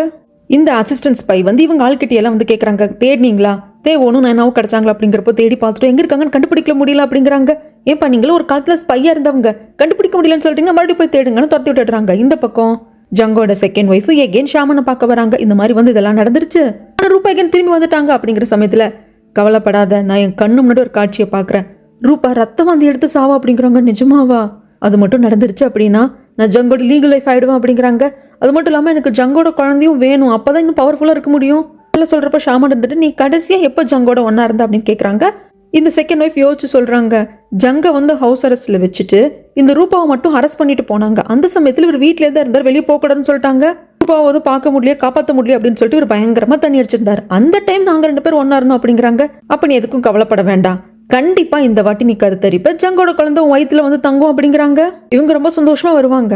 அப்போ அந்த ரூபா வந்து கூப்பிட்டு, இதை பாரு, நீ ஷாமனை எல்லாம் போய் பார்த்துட்டு வரியாமே, நான் வீட்டில் இல்லாதப்போ ஷாமனை வீட்டுக்கெல்லாம் கூப்பிட்டு பார்த்தியாமே அப்படிங்கிறப்போ, அப்படியெல்லாம் இல்லை அப்படிங்கிறாங்க. இதை பாரு, உன்னை நான் விட்டு வச்சிருக்கிறதுக்கு ஒரே காரணம் ஜங்கோட வாரிசும் வயிற்றுல வளருது அப்படிங்கிறதுக்காக தான். நீ ப்ரெக்னெண்ட்டாக இருக்க தானே, ஷாமனை போய் பார்க்கறதெல்லாம் சரி கிடையாது, அதனால இதுக்கப்புறம் என்கிட்ட போய் சொல்கிற வேலை வச்சுக்காத, வந்து நல்லபடியாக பெத்தெடுக்கிற வழியை பாரு அப்படிங்கிறாங்க. இவளை விட்டு தான் பிடிக்கணும், நல்லா டார்ச்சர் பண்ணுவோம் அப்படின்னு சொல்லிட்டு ரூபா மனசுக்குள்ள நினச்சிக்கிறா. ஆனால் இந்த செகண்ட் ஒய்ஃபுக்கு இருடி இரு, நீ ரத்தம் வந்து எடுத்து தான் சாக போறா அப்படின்னு மனசுக்குள்ளேயே திட்டிட்டு வந்துடுவா. இந்த பக்கம் கான்ஸ்டபிள் நயனாவையும் தேவோனையும் வந்து பிடிக்கிறதுக்கு தனிப்படையை அமைச்சிருக்காங்க. என்ன பண்றது ஏது பண்றதுன்னு தெரியலேன்னு அந்த பிசினஸ் பண்ற இடத்துல இருக்கிற மற்றவங்க கிட்ட எல்லாரும் சொல்றாங்க. அது மட்டும் இல்லாம நோட்டீஸே ஒட்டியிருப்பாங்க, இந்த தேவோன் நயனாவை கண்டுபிடிச்சு கொடுத்து இவ்வளவு சன்மானம் சொல்லிட்டு. அதுக்கப்புறமாக இவங்க 2 பேரும் இருக்கிற இடத்த தான் காட்டுறாங்க. அங்க இருக்கிற திங்ஸ் எல்லாம் வச்சு கொஞ்சம் சமைச்சு எடுத்துட்டு வருவாங்க. நயனா, இளவரசி இதெல்லாம் நீங்க எதுக்கு பண்ணீங்க அப்படின்னு சொல்லிட்டு தேவோன் கேட்கிறப்போ, ப்ளீஸ் தேவோன், என்னை எப்போ நயனானே கூப்பிடுங்க, இளவரசின்னு கூப்பிடாதீங்க. உங்களுக்கு ஞாபகம் இருக்கா, ஒரு வாட்டி பார்க் சாரை நான் தான் கொன்னேன் அப்படின்னு பழி ஏற்றுக்கிட்டதுக்கு அப்புறமாக நிறைய பிரச்சனை நடந்தது. அப்போ நீங்க தான் என்னை வந்து இங்கே காப்பாற்றி கொண்டு வந்து வச்சிருந்தீங்க. நீங்களும் சாயும் ஞாபகம் இருக்கா, ஊருக்குள்ள என்ன நடக்குது எது நடக்குதுன்னு பார்க்குறேன்னு சாய் போயிட்டாங்க. அப்போ இங்கே இருக்கிறத வச்சு நானும் இதே மாதிரி தான் சமைச்சு கொடுத்தேன். ஒரு வேளை எகெயின் நாம ஊருக்குள்ளே போகாமல் இப்படியே ஒரு வாழ்க்கையை வாழ்ந்திருந்தா கூட நல்லா இருந்திருக்குமோ அப்படின்னு எனக்கு என்னென்னமோ தோணுது. ஏன்னா நிறைய லைஃப்ல நடந்துருச்சு. நிம்மதியாக ஒரு இடத்துல கொஞ்ச நாள் கூட இருக்க முடியறது இல்லை. அங்கே பிரச்சனை இங்கே பிரச்சனைன்ட்டே இருக்கு இல்லையா, அதுதான் ரொம்ப ஃபீல் பண்ணுறா. இந்த பக்கம் போலீஸ் அதிகாரிகளால சொசுருவும் சூறையாடப்படுது. ஹெட்லேடி மீனாவை அரெஸ்ட் பண்ணிட்டு போறாங்க. சாய் கூட ஒரு பொண்ணு இருப்பா இல்லைங்களா, அந்த பொண்ணு இங்க தானே இருக்கா, இவ வந்து எல்லாத்தையும் தகவலா சொல்றா. அதுக்கப்புறம் இவங்களை பாக்குறதுக்காக ஸ்பைலேடி வருவாங்க. எங்க இருக்காங்க நயனா தேவோன்னு சொல்றாங்க. உடனே சாய் இருந்துட்டு சீக்கிரமா ஃபுட் எல்லாம் பேக் பண்ணுங்க, நாம போய் அவங்க 2 பேரும் பார்க்கணும்னு கிளம்புறாங்க. இங்க எல்லாமே ஜங்கோட கையில தான் அப்படிங்கிற மாதிரி கமிஷனர் ஜிஇ இனி யாரெல்லாம் இவங்களுக்கு ஆதரவாளர்களா இருக்காங்களோ எல்லாரையும் போட்டு பயங்கரமா டார்ச்சர் பண்ணிட்டு இருக்கான். அரசருக்கு நினைவெல்லாம் வந்துடுச்சுங்க, பட் இன்னும் ரெஸ்ட் எடுத்துட்டு தான் இருக்காரு. அந்த சமயத்தில் இவரோட பர்சனல் மேட் வந்துட்டு ராஜமாதாவோட பர்சனல் மேட் வந்திருக்காங்க அரசரே அப்படிங்கிறாங்க. எந்த ஒரு ஆசையும் இல்லை அரசர்கிட்ட. அரசரே அர்ஜென்ட்டான விஷயம்னு சொல்றாங்க அப்படிங்கிறப்போ, சரி வர சொல்லுங்க அப்படிங்கிற சமயத்துல ராஜமாதா ரொம்ப உடம்புக்கு முடியாம இருக்காங்க. மருத்துவர் வந்து பார்த்தாங்க. ராஜமாதா மரணப்படுக்கையில் இருக்கிறதாக சொல்லிட்டாங்க அப்படின்னதும் அரசருக்கு திக்குனாகுது. உடனே ரெடி ஆயிட்டு போய் பார்க்குறாங்க. அம்மா எந்திரிமா எந்திரிமா அப்படிங்கிறப்பதான் ஒரு ஃப்ளாஷ்பேக்கு போறோங்க. அரசருக்கு, அதாவது இப்ப இருக்கிற இந்த அரசருக்கு 13 வயசா இருக்கிறப்ப அரியணை ஏற்றிருப்பாங்க. அந்த கதை என்ன ஏதுங்கிறது நம்மளுக்கு தெரியும். இப்ப இருக்கிற அரசரோட அண்ணாவை வந்து அரியணை ஏறின 8 மாசத்துல இருந்து போயிருப்பாங்க. அதுக்கு ஸ்லோ பாய்ஷன் வச்சது ராஜமாதா தான். அடுத்து இன்னொரு அண்ணா இருந்திருப்பாங்க. அவங்க ஐயோ இந்த பிரச்சனையே வேண்டாம்னு சொல்லிட்டு பேலஸை விட்டு போயிருப்பாங்க. கல்யாணம் பண்ணிட்டு 3 பசங்களோட அவங்க வாழ்ந்துட்டு இருக்காங்க. அப்போ வேற ஒரு அரசரை அரியணை ஏத்தியே தீரணும். அதுக்கு எதுக்கு நம்ம தேடணும், அதுதான் இந்த அரசர் இருக்காரே. இவருக்கு 13 வயசான என்ன இருக்கு, அரியணை ஏத்தலான்னு ஏத்திருப்பாங்க. ஆனா 13 வயசா இருக்கிறதுனால நாட்டு நடப்பெல்லாம் தெரியாது. அதனால ராஜமாதாவும் பக்கத்துல இருந்து எல்லாத்தையும் கண்காணிச்சிருந்திருப்பாங்க. அப்போ அரசவை கூடியிருக்கும். இவங்கெல்லாம் சொல்லுவாங்க, இதை பாருங்க, ராஜமாதாக்கு முன்னாடி இருந்தாங்க இல்லையா குயின், அவங்களோட ஆதரவாளர்கள் கிம்மு, இவங்கெல்லாம் ரொம்ப ஒரு மாதிரி இருக்காங்க. அவங்களுக்கு நீங்க பனிஷ்மெண்ட் கொடுக்கணும், இப்படி ஒரு தண்டனை கொடுக்கணும், அப்படி ஒரு தண்டனை கொடுக்கணும். அது மட்டும் இல்லாம உங்க அண்ணா ஏன்னா இவருக்கு 13 வயசா இருக்கிறப்ப அரசர் அரியணை ஏறிட்டார் அப்படின்னா அப்ப அவருக்கு கல்யாணமே பேலஸ் விட்டு போயிருக்க மாட்டாங்க இல்லையா, பேலஸ்குள்ள தானே அவரு இருந்திருப்பாரு. நம்ம அரசரோட அண்ணா அவரை பத்தி நிறைய குற்றச்சாட்டுகள்லாம் சொல்லுவாங்க. அவர் வந்து எப்பவுமே சரியா நடந்துக்கிறது இல்ல, சர்வன்ஸ் எல்லாம் வந்து திட்டுறாங்க, நீங்க அவங்களுக்கும் தண்டனை கொடுக்கணும் அப்படி இப்படின்னு சொல்றப்போ 13 வயசு பையன் அழுகழுகியே வந்திருக்கும். அரசவை கலைஞ்சதுக்கு அப்புறமாக அம்மா எனக்கு பயமா இருக்குமா, இவங்கெல்லாம் வந்து என்னோட ஃபேமிலி சேர்ந்தவங்களுக்கு என் அண்ணனுங்களுக்கே வந்து தண்டனை கொடுக்க சொல்றாங்க, இவங்கெல்லாம் என் ஃபேமிலி தானம்மா, எனக்கு பயமா இருக்கு அப்படின்னப்போ, ஐயோ அரசரே நீங்க அழக்கூடாது, நீங்க வந்து சின்ன பையன் கிடையாது, இந்த நாட்டை ஆள்றதுக்கான தகுதி உங்களுக்கு வந்துடுச்சு. இப்படி இவங்கெல்லாம் பேசுறத பார்த்து உங்களுக்கு பயமா இருக்கு, முடிவெடுக்க தெரியல, நீங்க கவலைப்படாதீங்க, அம்மா நான் இருக்கேன்ல, நான் பாத்துக்கிறேன், அமைதியா மட்டும் இருங்க, நான் சொல்றத மட்டும் செய்யுங்க அப்படின்னு சொல்லியிருந்திருப்பாங்க ராஜமாதா. அப்போ ஆரம்பிச்சது, ஓ என் பையன் சின்ன பையன், எனக்கு ஒன்றும் தெரியாது, நாம தான் பார்த்துக்கணும்னு ராஜமாதா எடுத்த முடிவு இங்க வந்து நிக்குது. இதை நம்ம அரசரும் நினைச்சு பாக்குறாரு, ராஜமாதாவும் நினைச்சு பாக்குறாங்க. அப்படியே ராஜமாதா கண்ணு முழிக்கிறாங்க. அம்மானு கையை பிடிச்சிக்கிறப்போ, உனக்காக தாண்டா எல்லாம் பண்ணேன், இந்த நாட்டை என் பையன் ஆளணும்னு நினைச்சேன், உன்னோட பாதைக்கு தடையா இருக்கிற எல்லாரையும் களையெடுத்தேன், அதுக்கு ஜங்கையும் ரூபாவையும் பயன்படுத்திக்கிட்டேன். ஒரு அம்மாவா நான் பண்ணது தப்புன்னு இப்ப வரைக்கும் கூட எனக்கு தோணலடா. ஆனா இப்ப தெரியுமா தப்பு, நம்ம இவ்வளவு தூரம் பண்ணிருக்க கூடாதுன்னு தோணுச்சு. இந்த சிம்மாசனத்தையும் நீ வந்து தியாகம் பண்ண முடிவெடுத்த பாத்தியா, அப்பதான் எனக்கு தோணுது நான் பண்ணது தப்போன்ட்டு. இன்னும் போக்குல விட்டுருக்கணுமோ, இன்னும் 13 வயசு பையனாவே உன்னை பார்த்துட்டனோ, நீ வளர வளர உனக்கு அறிவும் வளருது, உனக்கு அறிவு முதிர்ச்சியும் வளருது அப்படிங்கறத நான் புரிஞ்சுக்காம போயிட்டனோ, என்னமோப்பா. ஆனா அந்த அரியணையில நீ உட்காராதத பாக்குறதுக்கு எனக்கு சக்தி இல்ல, அதனால உனக்கு முன்னாடி அம்மா போயிடுறேன், நீ அரியணை விட்டு இறங்கிடக்கூடாது, இது அம்மா மேல சத்தியம் அப்படின்னு சொல்லிட்டு அப்படியே உயிரை விட்டுருவாங்க. அவ்வளவுதான், எல்லாரும் விழுந்து விழுந்து கதறி கதறி அழுவாங்க. அரசரால இதை இன்னும் ரியலைஸ் பண்ண முடியல. அம்மா அம்மா அப்படின்னு சொல்லிட்டு கத்தி கத்தி அழுது, ஏற்கனவே இவருக்கும் உடம்பு சரியில்லை, அப்படி இவரும் மயக்கம் போட்டு விழுந்துருவாரு. இது ஜங்குக்கு தெரிய வர்றதுக்குள்ள எல்லாம் முடிஞ்சு போச்சு. அவர் வெளியவே உட்காந்துட்டு அழுவாரு. இங்க அன்னிக்காரி ரூபா இவங்கெல்லாம் பிளான் பண்ணிட்டு இருக்காங்க. அங்க ஷினியும் இருப்பா. அதாவது அந்த பெரிய பையனோட இந்த ஷினிக்கு கல்யாணம் பண்ணி வச்சு அந்த பையனை அடுத்த அரசனாக்கணும் இல்லையா, அதுக்கான டேட் எல்லாம் செட் பண்ணுங்கன்னு பேசிக்கிட்டு இருக்கிறப்போ அண்ணா ஓடி சொல்லுவாங்க ராஜமாதா இறந்து போயிட்டாங்கன்ட்டு. இன்னும் திடீர்னு நல்லா தானே இருந்தாங்க, நம்ம கூட சரியில்லாம போகலையே அப்படின்னு கேட்கிறப்போ கடைசி அரசர் போய் பார்த்துருக்காங்க, பேசியிருக்காங்க. அரசருக்கும் ராஜமாதாக்கு ஏதோ ஆர்குமெண்ட் போயிருக்கு. அதுக்கப்புறமாக அரசர் சாம்பல் இருந்து வெளியே வரப்போ மயக்கம் போட்டு விழுந்திருக்காங்க. விழுந்தவங்க தான். அதுக்கப்புறம் ரெக்கவர் ஆகவே இல்லை. அரசர் பார்த்தப்ப கடைசி 4 வார்த்தை பேசினதோடு சரி இறந்து போயிட்டாங்க அப்படிங்கிறாங்க. இங்க இந்த அடியால தான் காட்டுறாங்க. சொசுரில் இருக்கிற ஒரு பொண்ணை இவனுக்கு பிடிக்கும். அந்த பொண்ணு வெளியே வர்றப்போ நீ எனக்கு கல்யாணம் பண்ணிக்கிறியா, நம்ம 2 பேரும் ஒரு லைஃபை ஸ்டார்ட் பண்ணலாம் அப்படிங்கிற சமயத்தில் அந்த நோட்டீஸ் ஒட்டிருப்பாங்க இல்லையா, நயனாவே தேவனு கண்டுபிடிச்சு கொடுத்தீங்க அப்படின்னா இவ்வளோ சன்மானம்னு சொல்லிட்டு அதை கிராஸ் பண்ணி போறப்போ இவங்களை தெரியுமான்னு கேட்குறாங்க. தெரியும், இவங்க 2 பேரால தான் வாழ்க்கையை நாசமா போச்சுன்னு அடியால் சொல்ல, அப்போ இவங்களை கண்டுபிடிச்சு கொடுத்து சன்மானத்தை வாங்கிக்கோ, அந்த பணத்தை வச்சு நம்ம லைஃபை ஸ்டார்ட் பண்ணலாம், அதுக்கப்புறம் என்ன பாரு அப்படின்னு சொல்லிட்டு இந்த பொண்ணு போயிடுவா. ஓகே, டபுள் ஓகே அப்படின்னு சொல்லிட்டு இந்த சாய்க்கு நயனா கடை வச்சு கொடுத்துருக்காங்க இல்லையா, அந்த இடத்துக்கு ஒட்டு கேட்கறாங்க.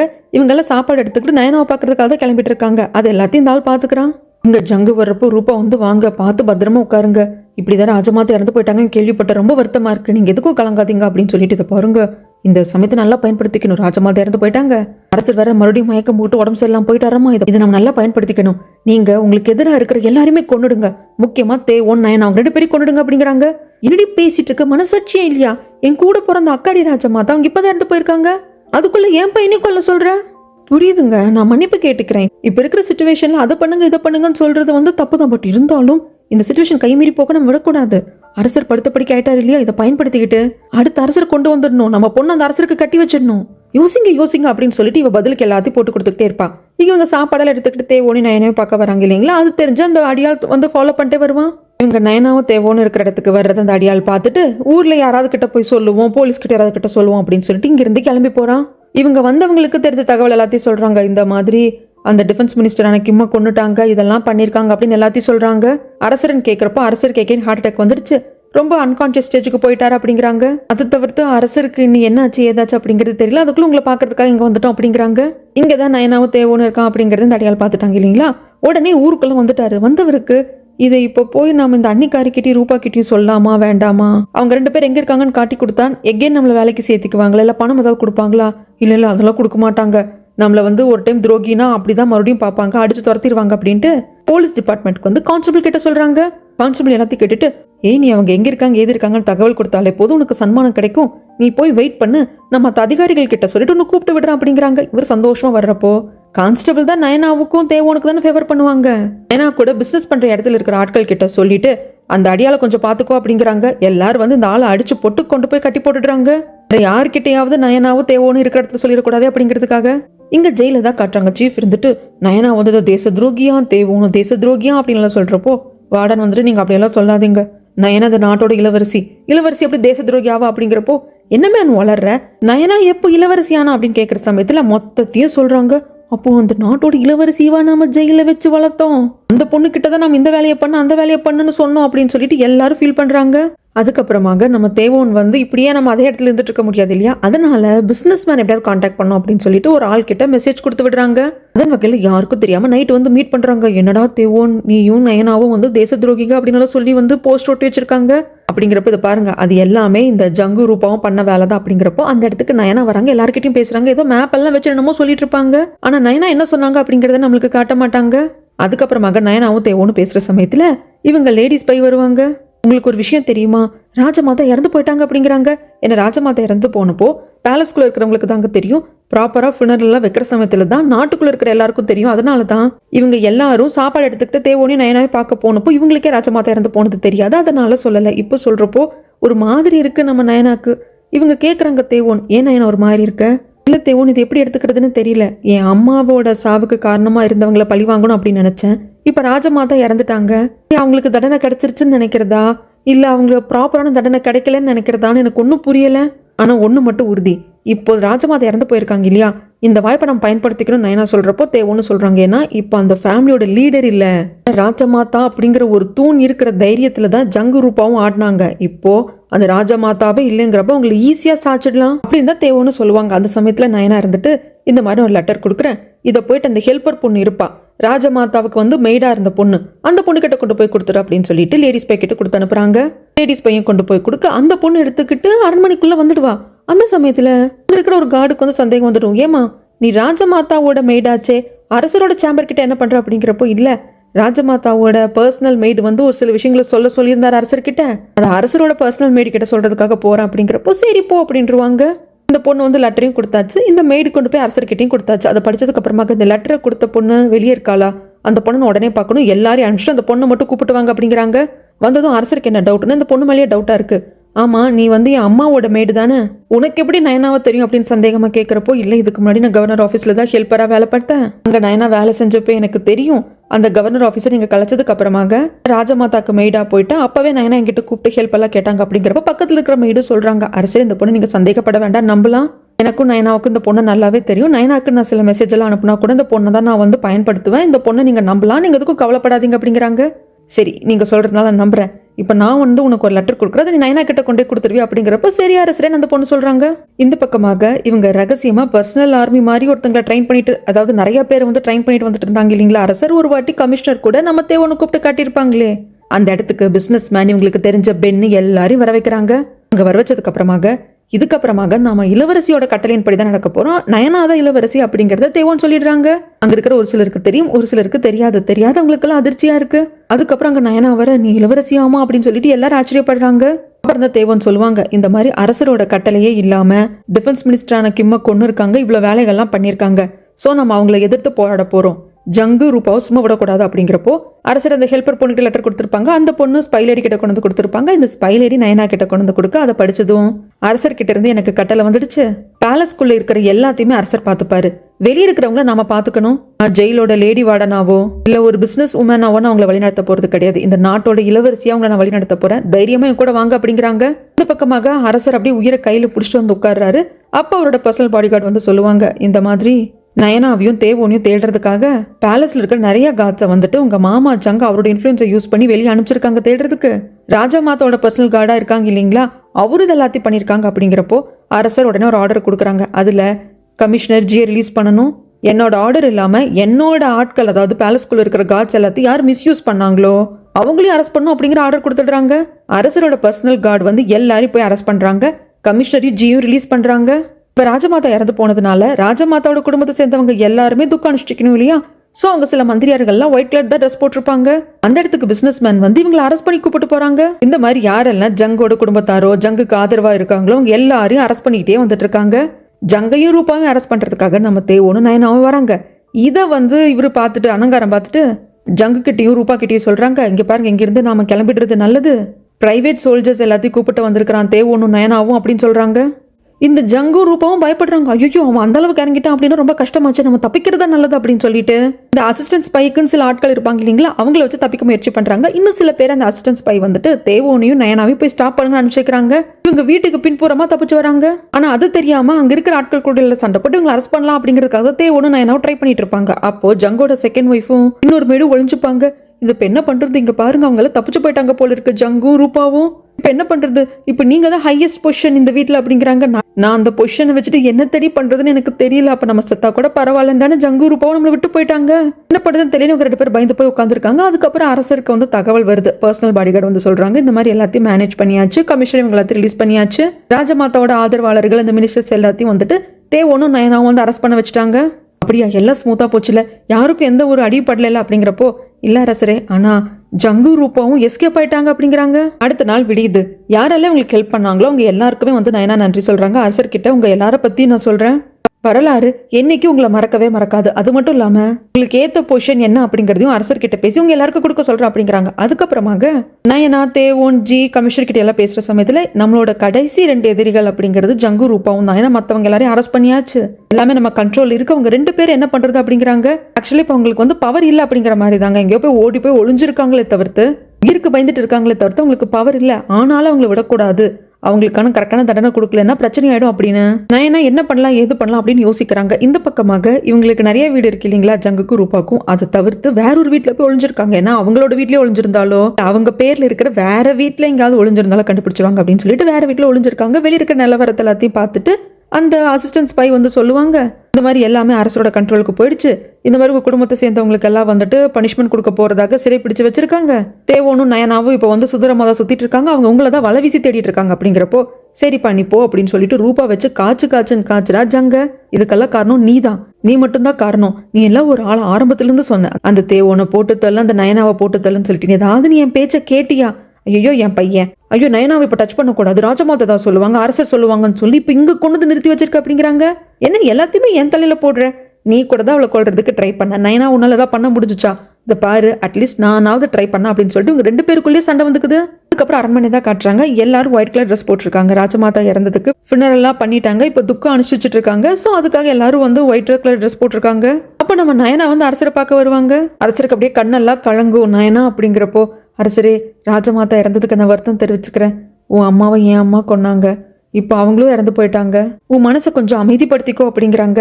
அரசரே இப்படியெல்லாம் பேசாதீங்க, உங்களுக்கு அடிக்கடி உடம்பு சரியில்லாம போகுதுன்னு கேள்விப்பட்டேன், ஏதோ ஹார்ட் ப்ராப்ளம் இருக்காமே, ப்ளீஸ் அரசரே நீங்க 100 வருஷம் நல்லா இருக்கணும் ப்ளீஸ் அப்படின்னு சொல்லிட்டு அலறப்போ, நயனா நான் உன்னோட அண்ணன், உன் கையை பிடிச்சிக்கிட்டுமா அப்படின்னு சொல்லிட்டு ரொம்ப வேதனைப்பட்டு அழுவாரு. நயனாக்கு துக்கம் தாங்காது, கட்டி பிடிச்சிக்கிட்டு அண்ணான்ட்டு அலறப்போ, கவலைப்படாதம்மா உனக்காகவாவது நான் நிறைய வருஷம் வாழ்றேன் அப்படிங்கிறாங்க. இந்த பக்கம் அன்னிக்காரி ஒளிஞ்சு மறைஞ்சுதான் வருவா. அண்ணியும் அண்ணனும் கூட வந்துட்டு ஒரு இடத்துல வந்து மறைஞ்சுதான் வாழ்ந்துட்டு இருப்பாங்க. இந்த மாதிரி ரூபாவும் ஜங்கும் கூட அவங்களுக்கு சொந்தமான வீட்டுல இல்லாம அவங்களுக்கு சம்மந்தமே இல்லாத ஒரு வீட்டுல தான் ஒளிஞ்சிருக்காங்க. எல்லாமே கையை மீறி போயிடுச்சுங்க. நம்ம பையனுக்காக பாருங்க, நான் ஒரு பிளானோட வந்திருக்கேன் அப்படிங்கிற அன்னிக்காரி. என்னன்னு நம்மளுக்கு தெரியல. ஆனா ஷினி மட்டும் அதே வீட்டுல தான் இருப்பா. ஷினி எதுவும் பண்ணிருக்க மாட்டாங்க, அந்த பொண்ணு என்ன தப்பு பண்ணுச்சுன்னு விட்டுருந்துருப்பாங்க. மெய்டு மட்டும்தான் கூட இருப்பாங்க. இந்த மாதிரி அம்மாவும் அப்பாவும் எங்கேயும் ஒளிஞ்சிருக்காங்க போல இருக்குமா. சரி அப்போ அண்ணாவும் அண்ணியும், அம்மாவோட அண்ணா அண்ணி அப்படின்னு கேட்குறப்போ அவங்களும் எங்கேயும் ஒளிஞ்சிருக்காங்க. இப்போ நான் என்ன பண்ணுறது, நான் எங்கள் அண்ணன் தேவனை போய் பார்க்கட்டுமா அப்படிங்கிறப்போ, ஐயோ வேண்டாமா, அப்படி நீ போய் பார்த்தேன்னா வேற மாதிரி பிரச்சனை போயிடும், அம்மா அப்பா எங்கேன்னு கேட்பாங்க, அப்போ நீ சொல்ல வேண்டி வரும். சரி அப்போ நான் அரசரை போய் பார்க்கட்டுமா, என் அம்மா அப்பாவை மன்னிச்சிருங்கன்னு கெஞ்சிட்டுமா அப்படிங்கிறப்போ, மேடிக்கு என்ன சொல்றதுன்னு தெரியல, எனக்கு பயமா இருக்கு, எனக்கு என்ன பண்றதுன்னே தெரியலன்ட்டு இந்த பொண்ணு அழுவா. இந்த பக்கமாக இவங்க ஒரு பிளான் பண்ணியிருப்பாங்க. அதன் வகையில் ஜங்கு வந்துட்டு அந்த அசிஸ்டன்ட் ஸ்பை கிட்ட சொல்லி அனுப்பிச்சிருப்பாங்க. அவர் போய் வேற ஒரு மாகாணத்தில் இருக்கிற கவர்னரை மீட் பண்ணிட்டு வந்திருப்பாங்க. இங்க சொன்ன இடத்துல போய் அங்க இருக்கிற கவர்னரை மீட் பண்ண அவருக்கு வந்து உங்களுக்கு ஹெல்ப் பண்றேன்னு சொல்லிட்டாரு. அவர்கிட்ட இருக்கிற ட்ரூப் அனுப்புறேன்னு சொல்லியிருக்காரு. நீங்க எப்படி தப்பிக்கணும் அப்படிங்கிறதுக்கான வழிமுறைகளை வந்துட்டு நீங்க சொல்லலாம், அதை வந்து அவர் ஃபாலோ பண்றேன்னு சொல்லியிருக்காரு. அப்படிங்க ரூபாக்குனா நிம்மதியா இருக்கு. ஏன்னா அந்த மாகாணத்துக்கு அவர் கவர்னர் ஆகுறதுக்கே நீங்க தான் காரணம், அதனால உங்க மேல விசுவாசமா இருக்காங்க. அப்படிங்கிறப்ப ஜங்குக்கும் அப்பாடா ஏதோ நம்ம பண்ண நல்லதுதான் நம்மளை காப்பாத்துது அப்படின்னு இருக்கிற சமயத்துல இந்த பக்கம் அன்னிக்காரி தேவோனை மீட் பண்ண வந்திருக்கா. அதுவும் ரகசியமா. தேவோனும் வந்து என்ன ஏதுன்னு கூப்பிட்டு பேசுறதுக்கு, இதை பாருப்பா, ஜங்கு ரூபாவும் எங்க மறைஞ்சிருக்காங்கன்னு என்னால சொல்ல முடியும். ஆனா அதுக்கு முன்னாடி எனக்கு நீ சில வாக்குறுதிகள் கொடுக்கணும். என்ன, என் புருஷனை, என் பையனை விட்டுடணும். எங்களுக்குன்னு கொஞ்சம் சொத்து இருக்கு, அதையும் வந்து நீ எதுவும் கேட்கக்கூடாது. இந்த வாக்குறுதி கொடுத்த அப்படின்னா நான் வந்து அவங்க எங்க இருக்காங்கன்னு சொல்றேன். அப்படிங்கிறப்போ நம்ம தேவோனுக்கு என்ன முடிவு எடுக்கிறதுன்னு தெரியல. இந்த பக்கமாக இந்த ரூபா இந்த அசிஸ்டன்ஸ் பையன் மட்டும் தனியா கூப்பிட்டு, இதை பாரு, அந்த மாகாணத்தோட கவர்னர் வந்து ஹெல்ப் பண்றேன்னு சொல்லிட்டாரு. ஆனா அதுக்கு முன்னாடி நீ பண்ண வேண்டியது அந்த தேவோனையும் நயனாவையும் போட்டு தள்ளுறது. என் புருஷன் ஜங்கு கிட்ட சொன்னா ஃபர்ஸ்ட் நாம தப்பிக்கிறத பாக்கலாம்னு சொல்வார். கிடையாது, அவங்க 2 பேரும் செத்தாதான் நாங்க தப்பிக்கவே முடியும், உடனே போய் அதை பண்ணு, ஜங்குக்கு தெரியாம பண்ண அப்படிம்பாங்க. இந்த அசிஸ்டன்ஸ் பையும் சரி அப்படின்னு சொல்லிட்டு ஃபர்ஸ்ட் நயனாவை போட்டு தரலாம் அப்படின்னு தன் கூட ஒரே ஒரு ஆளை மட்டும் கூப்பிட்டு வருவாங்க. அப்ப நயனா கூட எப்பவுமே லேடிஸ் பை இருப்பாங்க. 2 பேருமே சண்டை போடுறாங்க, கூட வந்து ஆளை கொன்னுடுறாங்க. அதுக்கப்புறம் நயனா லேடிஸ் பை 2 பேருமே அசிஸ்டன்ஸ் பையோட சண்டை போடுறாங்க. அதுல லேடிஸ் பைக்கு நல்லா வந்து அடிபடுறது. நம்ம நயனாவுக்கு தோள்பட்டையில அடிபட்டுட்டோம், பட் இருந்தாலும் சமாளிச்சு எப்படியோ அந்த அசிஸ்டன்ஸ் பைய கொன்னுடுறாங்க. அந்த லேடிஸ் பை வந்து அப்படியே துடிச்சிட்டு இருப்பாங்க. என்னாச்சு ஏதாச்சுன்னு பாக்குறப்போ, இளவரசி மன்னிச்சிருங்க, இதுக்கப்புறம் உங்களுக்கு நான் பாதுகாப்பா இருக்க முடியாது அப்படின்ட்டு நம்ம நயனா மடியிலே உயிரை விட்டுருவாங்க. இந்த பக்கமாக அன்னிக்காரியோட அந்த டீலுக்கு வந்து ஒத்துக்கிறாரு தேவன். அதன் வகையில எந்த இடத்துல இந்த ரூபாவும் ஜங்கு ஒளிஞ்சிருக்காங்கன்னு தெரிஞ்சுட்டு வந்து ஆட்களோட வந்து அரெஸ்ட் பண்றதுக்கு வந்துடுறாங்க. உடனே தேவோனை பார்த்ததும் ஜங்கு வந்துட்டு, தேவோன் நான் அப்பாடா அப்படிங்கிறப்போ அப்படியே நிதானமா தேவோன் சொல்வாரு, இந்த டிராமா மொத்தமும் அப்பா அப்படின்னு சொல்லிட்டு நம்ம தேவோன் கூப்பிட்டே இருக்க மாட்டாரு ஜங்க. நாம அட்ரஸ் பண்றதுக்காக தான் அப்பான்னு ஏதாவது ஒரு இடத்துல கூப்பிட்டுருப்போமே தவிர்த்து இவரு கூப்பிட்டு இருக்க மாட்டாரு. அப்பா, ஃபர்ஸ்ட் வாட்டி நான் உங்களை அப்பான்னு கூப்பிடுறேன், நிறைய வாட்டி உங்களை அப்பான்னு கூப்பிடணும்னு ஆசைப்பட்டிருக்கேன் சின்ன வயசுல, ஆனா அதெல்லாம் போயிடுச்சு. இப்போ நான் அப்பான்னு கூப்பிடுறேன். ஏன் தெரியுமா, தயவு செய்து நீங்க பண்ண தப்புக்கான தண்டனையை அனுபவிக்கிறதுக்கு தயாராகுங்கப்பா. அரசர் ஆர்டர் கொடுத்துருக்காரு உங்களை அரெஸ்ட் பண்ண சொல்லி, உங்க பையன் வந்து உங்களை அரெஸ்ட் பண்றான், அதுக்காக என்ன என்னைக்கும் மன்னிக்காதீங்க அப்படின்னு சொல்ல. அவ்வளவுதான், ஜங்குக்கு புரிஞ்சு போச்சு இதுக்கு மேல ஒன்றும் பண்ண முடியாதுன்னு சொல்லிட்டு அப்படியே ரூபாவையும் அரெஸ்ட் பண்ணிட்டு வர்றப்போ அவ கத்துறா துடிக்கிறா. அதுக்கப்புறமாக மற்ற அமைச்சர்கள் எல்லாத்தையும் வந்து அரெஸ்ட் பண்ணியிருப்பாங்க இல்லைங்களா, இவங்களுக்கு ஆதரவா இருந்தவங்க அவங்க எல்லாரையும் டார்ச்சர் பண்ணி ஒரு பக்கம் விசாரிச்சுட்டு இருக்காங்க. அவங்க நிறைய தவறுகள்லாம் பண்ணியிருப்பாங்க, நிறைய ஊழல் எல்லாம் பண்ணியிருப்பாங்க, அதை பத்தி விசாரிச்சுட்டு இருக்காங்க. அதுக்கப்புறமாக அரசரை பார்க்கறதுக்கு தேவோன் கமிஷன் எல்லாரும் வருவாங்க. இப்போ நாம வந்து ஜங்கையும் ரூபாவையும் பிடிச்சிட்டோம், அவங்களுக்கு என்ன பனிஷ்மெண்ட் கொடுக்கறது? ஏன்னா எல்லாரையும் ஜங்கு தான் மாட்டுறாங்க, ரூபா மட்டும் தொக்கா வந்து தப்பிக்கிறா.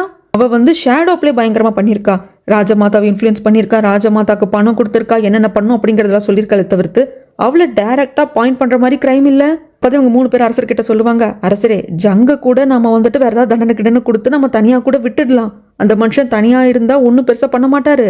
ஆனா ரூபா கிரிமினல், அவளை ஏதாவது பண்ணணும், அவளுக்கு என்ன தண்டனை கொடுக்கறதுன்னே தெரியல. இந்த ரூபாவை பாயிண்ட் பண்ற மாதிரி ஒரு கிரைமும் கிடையாது. அது மட்டும் இல்லாம கேபி தப்பிச்சு போன சமயத்துல அப்போ கோர்ட் மேடா கோர்ட் லேடிஸா இருந்தவங்க எல்லாம் இறந்து போனாங்க இல்லையா, அப்போ உங்களோட பர்சனல் மேடா இருக்கிறவங்களையும் இந்த ஜங்கு கூப்பிட்டு போய் டார்ச்சர் பண்ணியிருக்கான். ஏன்னா கேபியோட ஃப்ரெண்டு தானே நீ, கேபி எங்க போனான்னு கூப்பிட்டு போய் டார்ச்சர் பண்ணியிருக்கான். அந்த இடத்துல நான் ரூபாவை பார்த்தேன் அப்படின்னு சொல்லிட்டு அவங்க வாக்குமூலம் கொடுத்தும் அந்த ஆதாரம் வலுவா இல்லை அப்படிங்கிறாங்க. என்ன பண்றதுன்னு தெரியல. ஆக்சுவலா அரசரை குழப்பத்தில் தான் இருக்காரு. அதுக்கப்புறம் நயனாவை பார்க்க வருவாரா தேவோன். என்ன ஏதுன்னு கேட்கறதுக்கு நடந்த எல்லாத்தையும் சொல்றாங்க. ஏற்கனவே அரசரோட அம்மா ராஜமாதா இறந்து போயிட்டாங்க, இப்போ மாமாவை தண்டிக்கணும் அப்படிங்கிறப்போ அரசருக்கு அது கடினமா தான் இருக்கும் அப்படிங்கிறப்போ ஆமா நயனா, அதை விட கொடுமை என்னன்னா இந்த ரூபா தப்பிக்கிற மாதிரி இருக்கு, அவளை டைரக்டா பாயிண்ட் பண்ற மாதிரி ஒரு கிரைமுமே இல்லை அப்படிங்கிற சமயத்துல தேவன் ஒரு நிமிஷம் இருங்க, ஜங்கோட ஃபர்ஸ்ட் ஒய்ஃபுக்கு பாய்சன் வச்சது அப்படிங்கிறது இவ தானே பண்ணா, அந்த வகையில் இவளை மாட்டி விடலாம் அப்படிங்கிறப்போ கரெக்ட் நான் யோசிச்சேன். ஆனா அதுக்கு ஒரே விட்னஸா இருந்தது யாரு, அப்போ அந்த வீட்டுல மேடா வேலை பார்த்த பொண்ணு.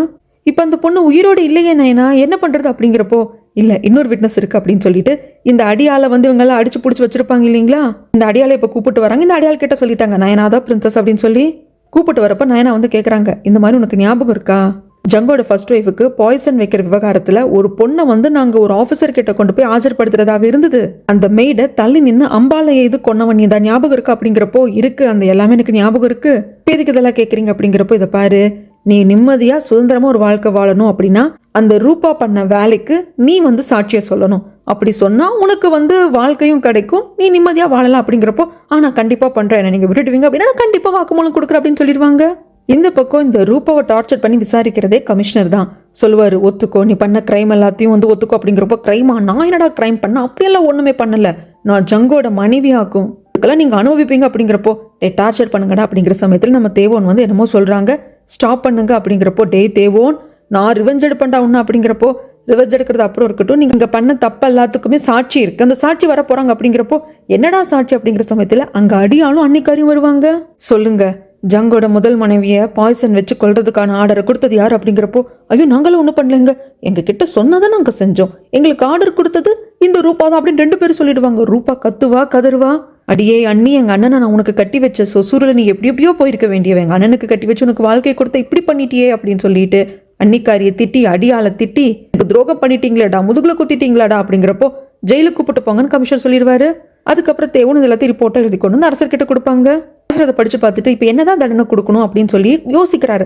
அப்பதான் நம்ம தேவன் சொல்றாங்க, ஜங்குக்கு முதல் மனைவி இருக்கிறப்போ ரூபா கான்குபென் தான், அப்ப கான்குபெனா இருந்த ரூபா ஜங்கோட முதல் மனைவிய பாய்சன் வச்சு கொண்டு இருக்காங்க அப்படிங்கிறப்போ அவங்க இந்த நாட்டை விட்டு இந்த நாட்டுக்குள்ளேயே ஒரு பார்டர்ல அகதிகளா வைக்கிறதா தண்டனை அப்படிங்கிறாங்க. அதையே தான் வந்துட்டு இந்த ஜங்குக்கு கொடுக்குறாங்க. கூண்டுக்குள்ள வச்சு ஊருக்குள்ள இருந்து அப்படி கூப்பிட்டு போவாங்க, எல்லாரும் கல்லெடுத்து வீசுவாங்க, இவ வந்து புருஷனோட பொண்டாட்டியே பாய்சன் வச்சு கொண்டவ, இவளுக்கெல்லாம் நல்ல சாவே வராது அப்படின்ட்டு ஜங்கையும் திட்டுறாங்க, ரூபாவையும் திட்டி கல்லெல்லாம் தூக்கி வீசுறாங்க. ஷினி தள்ளி நின்று அழுவா அம்மா அப்பான்னு சொல்லிட்டு, பக்கத்துல இந்த மெய்டு தான் ஆறுதலா இருப்பாங்க, ப்ளீஸ் அம்மா அப்பான்னு சொல்லி அழாதீங்க, யாருக்கா தெரிஞ்சதுன்னா உங்க உயிருக்கே ஆபத்தாயிடும், அழாதீங்க ஷினி அப்படிங்கிறப்போ எல்லாத்தையும் முக்காடு போட்டுட்டு அந்த ஜங்கோட செகண்ட் ஒய்ஃப் வேடிக்கை பார்த்துட்டு இருப்பாங்க. அப்ப ஷாமன் வருவாங்க, என்ன நான் சொன்னதெல்லாம் நடந்துருச்சா, ஷாமன் நீங்க சொன்னதெல்லாம் நடந்துருச்சு, ஆனா அந்த வீடு எனக்கு சொந்தமாகும் நீங்க, ஆனா அங்க வீடே இல்ல, எனக்குன்னு சொல்லிக்கிறதுக்கு ஒரு இடமும் இல்ல, வீடும் இல்ல, போக்கடமும் இல்ல அப்படிங்கிறப்போ இதை பாரு, ரூபாவை இப்படி அந்த நாட்டுக்குள்ளேயே அகதியா வைக்கிறது மட்டும் கிடையாது, அவ ரத்த வாந்தி எடுத்துதான் சாவா, அது அவ விதி, அதே மாதிரி குறுக்கு வழியில நல்லா வாழணும்னு நினைச்ச அதுவும் விதி, அதுக்கானது நீ அனுபவிச்சுதான் தீரணும் அப்படின்ட்டு போயிடுவாங்க. அதுக்கப்புறமாக பல்லக்குல நம்ம இளவரசி நயனாவை அரசர் வந்து வரவேற்கிறாரு. எல்லாருக்கும் ரொம்ப சந்தோஷம். அரசருக்கு என்னன்னா, நயனா எனக்கும் உனக்கும் ஒரே அப்பா தான், நான் எந்த அளவுக்கு சௌரியமா இந்த அரண்மனையில வாழ்ந்தனோ அதே மாதிரி நீயும் வாழணும் அப்படிங்கறத என்னோட ஆசை, உன்னோட சேம்பர் எல்லாத்தையும் ஏற்பாடு பண்ண சொல்லியிருக்கேன் அப்படிங்கிறப்போ அரசரே நான் வந்து கொஞ்சம் அரண்மனைக்கு வெளியே எனக்கு நிறைய வேலை இருக்கு, நான் அங்கேயே தங்கிக்கிறேன் அப்படிங்கிறப்போ இல்ல நயனா நீ வந்து ராயல் பிளட்டு அரச குடும்பத்தை சேர்ந்தவ அப்படிங்கிறப்போ நீ கல்யாணம் ஆகாம அரண்மனை விட்டு வெளியே தங்கக்கூடாது, சரி அப்படியே அரண்மனை விட்டு என்ன வேலை ஏது வேலை அப்படின்னு கேட்குற சமயத்தில் தான் நம்மளுக்கு காட்டுறாங்க எகெயின் அந்த ஜெயிலுக்கு தான் நயனா வரா. ஆனால் இந்த வாட்டி வர்றப்போ லேடி வார்டனா வர்றதில்ல, இளவரசியா வர்றாங்க. எல்லாரும் மரியாதை செலுத்துறாங்க. வார்டன் இளவரசிக்கு மரியாதை செலுத்துங்க. அச்சுச்சோ, நீங்க இளவரசிக்கு மட்டும் வார்டன் இல்லை, ஏன்னா இளவரசிக்கு நீங்க வளர்ப்பு தந்தை இல்லை அப்படிங்கிறப்ப வார்டனை பார்க்கணுமே, வாயெல்லாம் பல்லாதான் இருக்கு, ஈனி இழிச்சிட்டே இருப்பாரு. இளவரசி நீங்க வந்ததுக்கான நோக்கம் என்ன, காரணம் என்னன்னு கேட்குறப்போ சீஃப் தான் கேட்பார். நம்மளோட நயனா சொல்லுவாங்க, இதை பாருங்க, இதுக்கப்புறமாக இந்த ஜெயில நான் தான் வந்துட்டு மேனேஜ் பண்ண போறேன் அப்படிங்கிறாங்க. என்ன இளவரசி சொல்றீங்க அப்படிங்கிறப்போ ஆமா, ஏன்னா நான் இங்க தான் பிறந்து வளர்ந்தேன், இங்க என்ன நல்லது கெட்டதுங்கிறதுல எனக்கு தெரியும், இங்க தவறே செய்யாம நிறைய பேர் எல்லாம் வந்துட்டு இருக்காங்க, அது என்ன ஏது அப்படிங்கிறத பார்க்கணும். அது மட்டும் இல்லாம இங்க சுத்தமா ஹைஜீன் கிடையாது. சிறையில இருக்கிறவங்க திருந்துறதுக்கான இடமா சிறையா இருக்கணுமே தவிர்த்து அவங்க மூர்க்கத்தனம் இன்னும் அதிகமாகிற இடமா சிறை இருக்கக்கூடாது. அதனால இதெல்லாம் எதுவும் நடக்காம பாத்துக்கிறதா என்னோட வேலை அப்படிங்கிறாங்க. அதுக்கப்புறமாக டெய்லியும் சிறைச்சாலைக்கு வர்றது எல்லாம் எப்படி போயிட்டு இருக்குன்னு பாக்குறதே நயனா வேலையை வச்சிருப்பாங்க. அப்போதான் நயனா ஒரு விஷயத்தை யோசிச்சு பாக்குறாங்க. இந்த இடத்துல நயனா 15 வயசா இருந்தப்போ இங்க இருக்கிற சின்ன சின்ன வேலைகளை செஞ்சுட்டு இருந்தாங்க இல்லையா, அதையும் யோசிக்கிறாங்க. அந்த டைம்ல தான் தேவோன் கைதியா வந்திருப்பாங்க. தேவோனுக்கு முன்னாடியே தேவோனை ஒன் சைடா நயனா காதலிக்க ஆரம்பிச்சிருந்திருப்பாங்க. அந்த 15 வயசுலயே தள்ளி நின்று தேவோனை ரசிக்கிறது அப்படி நல்லா பண்ணிட்டு இருந்திருப்பாங்க. தேவோன் எழுந்து போனதும் பின்னாடியே ஓடி வந்திருப்பாங்க. எங்கடா தேவோன் போயிட்டாங்கன்னு தேடினப்போ பின்னாடியே தேவோன் வந்துட்டு ஏ பாப்பா என்னையா தேடின அப்படிங்கிறப்போ நான் எதுக்கு ஒன்று தேடுறேன், நான் ஒன்றும் தேடல அப்படிங்கிறாங்க. சரி நான் ஒரு கோடாரி கேட்டேனே, என் கூட டீலிங் போட்டுக்கிறியா, அந்த கோடாரி கொடுத்து நான் பணம் கொடுக்குறேன் அப்படின்னு சொல்லிட்டு பேசி 2 பேரும் சிரிக்க இதெல்லாம் பார்க்குறப்போ நயனாக்கு அது ஞாபகம் வருது. அதுக்கப்புறமாக பாதாள சிறைக்கு வராங்க. அங்க வர்றப்போ பார்க்கோட ஞாபகம் வருது. இப்போ அவர் உயிரோடு இல்லை அப்படிங்கிறது நயனாக்கு ரொம்ப கஷ்டமா இருக்கு. இங்க சீனா அப்படியே கட் பண்ணா ஜங்கையும் ரூபாவையும் தான் காட்டுறாங்க. இந்த நாட்டோட எல்லை பகுதியில ஒரு தனி வீடை வச்சா சுத்தி காவலாளிகள் எல்லாத்தையும் போட்டு ஹவுஸ் அரெஸ்ட்ல வச்சிருக்காங்க. இங்க ஜங்கு கூட அடாப்ட் பண்ணி வாழ்ந்துப்பார் போல இருக்கு. ஆனா ரூபானால முடியவே இல்லை. நான் இங்க இருக்கவே மாட்டேன், அடியே நயனா உன்னை நான் கொன்னே தீருவேன், நான் என்னடி பண்ணேன், ஜங்கு ராஜமாதா இவங்க 2 பேரோட ஆர்டரை தானடி ஃபாலோ பண்ணோம் அப்படின்னு சொல்லிட்டு பைத்தியம் முடிச்ச மாதிரி கத்துவாங்க. ஜங்கால மேனேஜே பண்ண முடியல. கொஞ்ச நேரம் வெளியே வரைக்கும் போயிட்டு வரலாம்னு சொல்லிட்டு வருவாங்க. காவலாளிகள் இருந்துட்டு ரொம்ப தூரம் போகக்கூடாதுன்னு சொல்லி தான் அனுப்புவாங்க. ஆனா உள்ள ரூபோட நிலைமை மோசமாக்கிட்டே இருக்கு. பயங்கரமா கத்துறா, வெளியே ஓடி வர்றா, எல்லா இடத்துலயும் நயனா இருக்கிற மாதிரி இருக்கு. காவலாளிகள் எல்லாம் மீறி ஓடுறப்போ கொண்டு எகேன் அடைச்சு வச்சிடுறாங்க. ஒரு மாதிரி ஆகுறா. திடீர்னு நயனா உள்ள வர்ற மாதிரி இவளுக்கு தோணுது. நயனா நீ என்ன இந்த மாதிரி அடைச்சு வச்சிருக்கலாமே தவிர்த்து உன்னால என்ன கொல்ல முடியாது அப்படின்னு சொல்லிட்டு அவங்க பாய்சன் வச்சிருப்பாங்க. அதை எடுத்து இவங்களே குடிச்சுக்கிறாங்க. வாயெல்லாம் ரத்தம் கக்க ஜங் எங்க போனீங்க அப்படிங்கிறப்போ ஜங் அப்பதான் திரும்பி வந்திருப்பாங்க. இதை பார்த்தவரால ஐயோ ரூபா என்னை விட்டு போயிட்டியே, ஏன் இப்படி பண்ணா அப்படின்னு சொல்லிட்டு அந்த விஷயத்த அவரும் குடிச்சிட்டு 2 பேர் இறந்து போயிடுறாங்க. அதுக்கப்புறம் கொஞ்ச நேரத்துக்கு அப்புறமாக ஜியும் இன்னொரு அதிகாரி வருவாங்களா.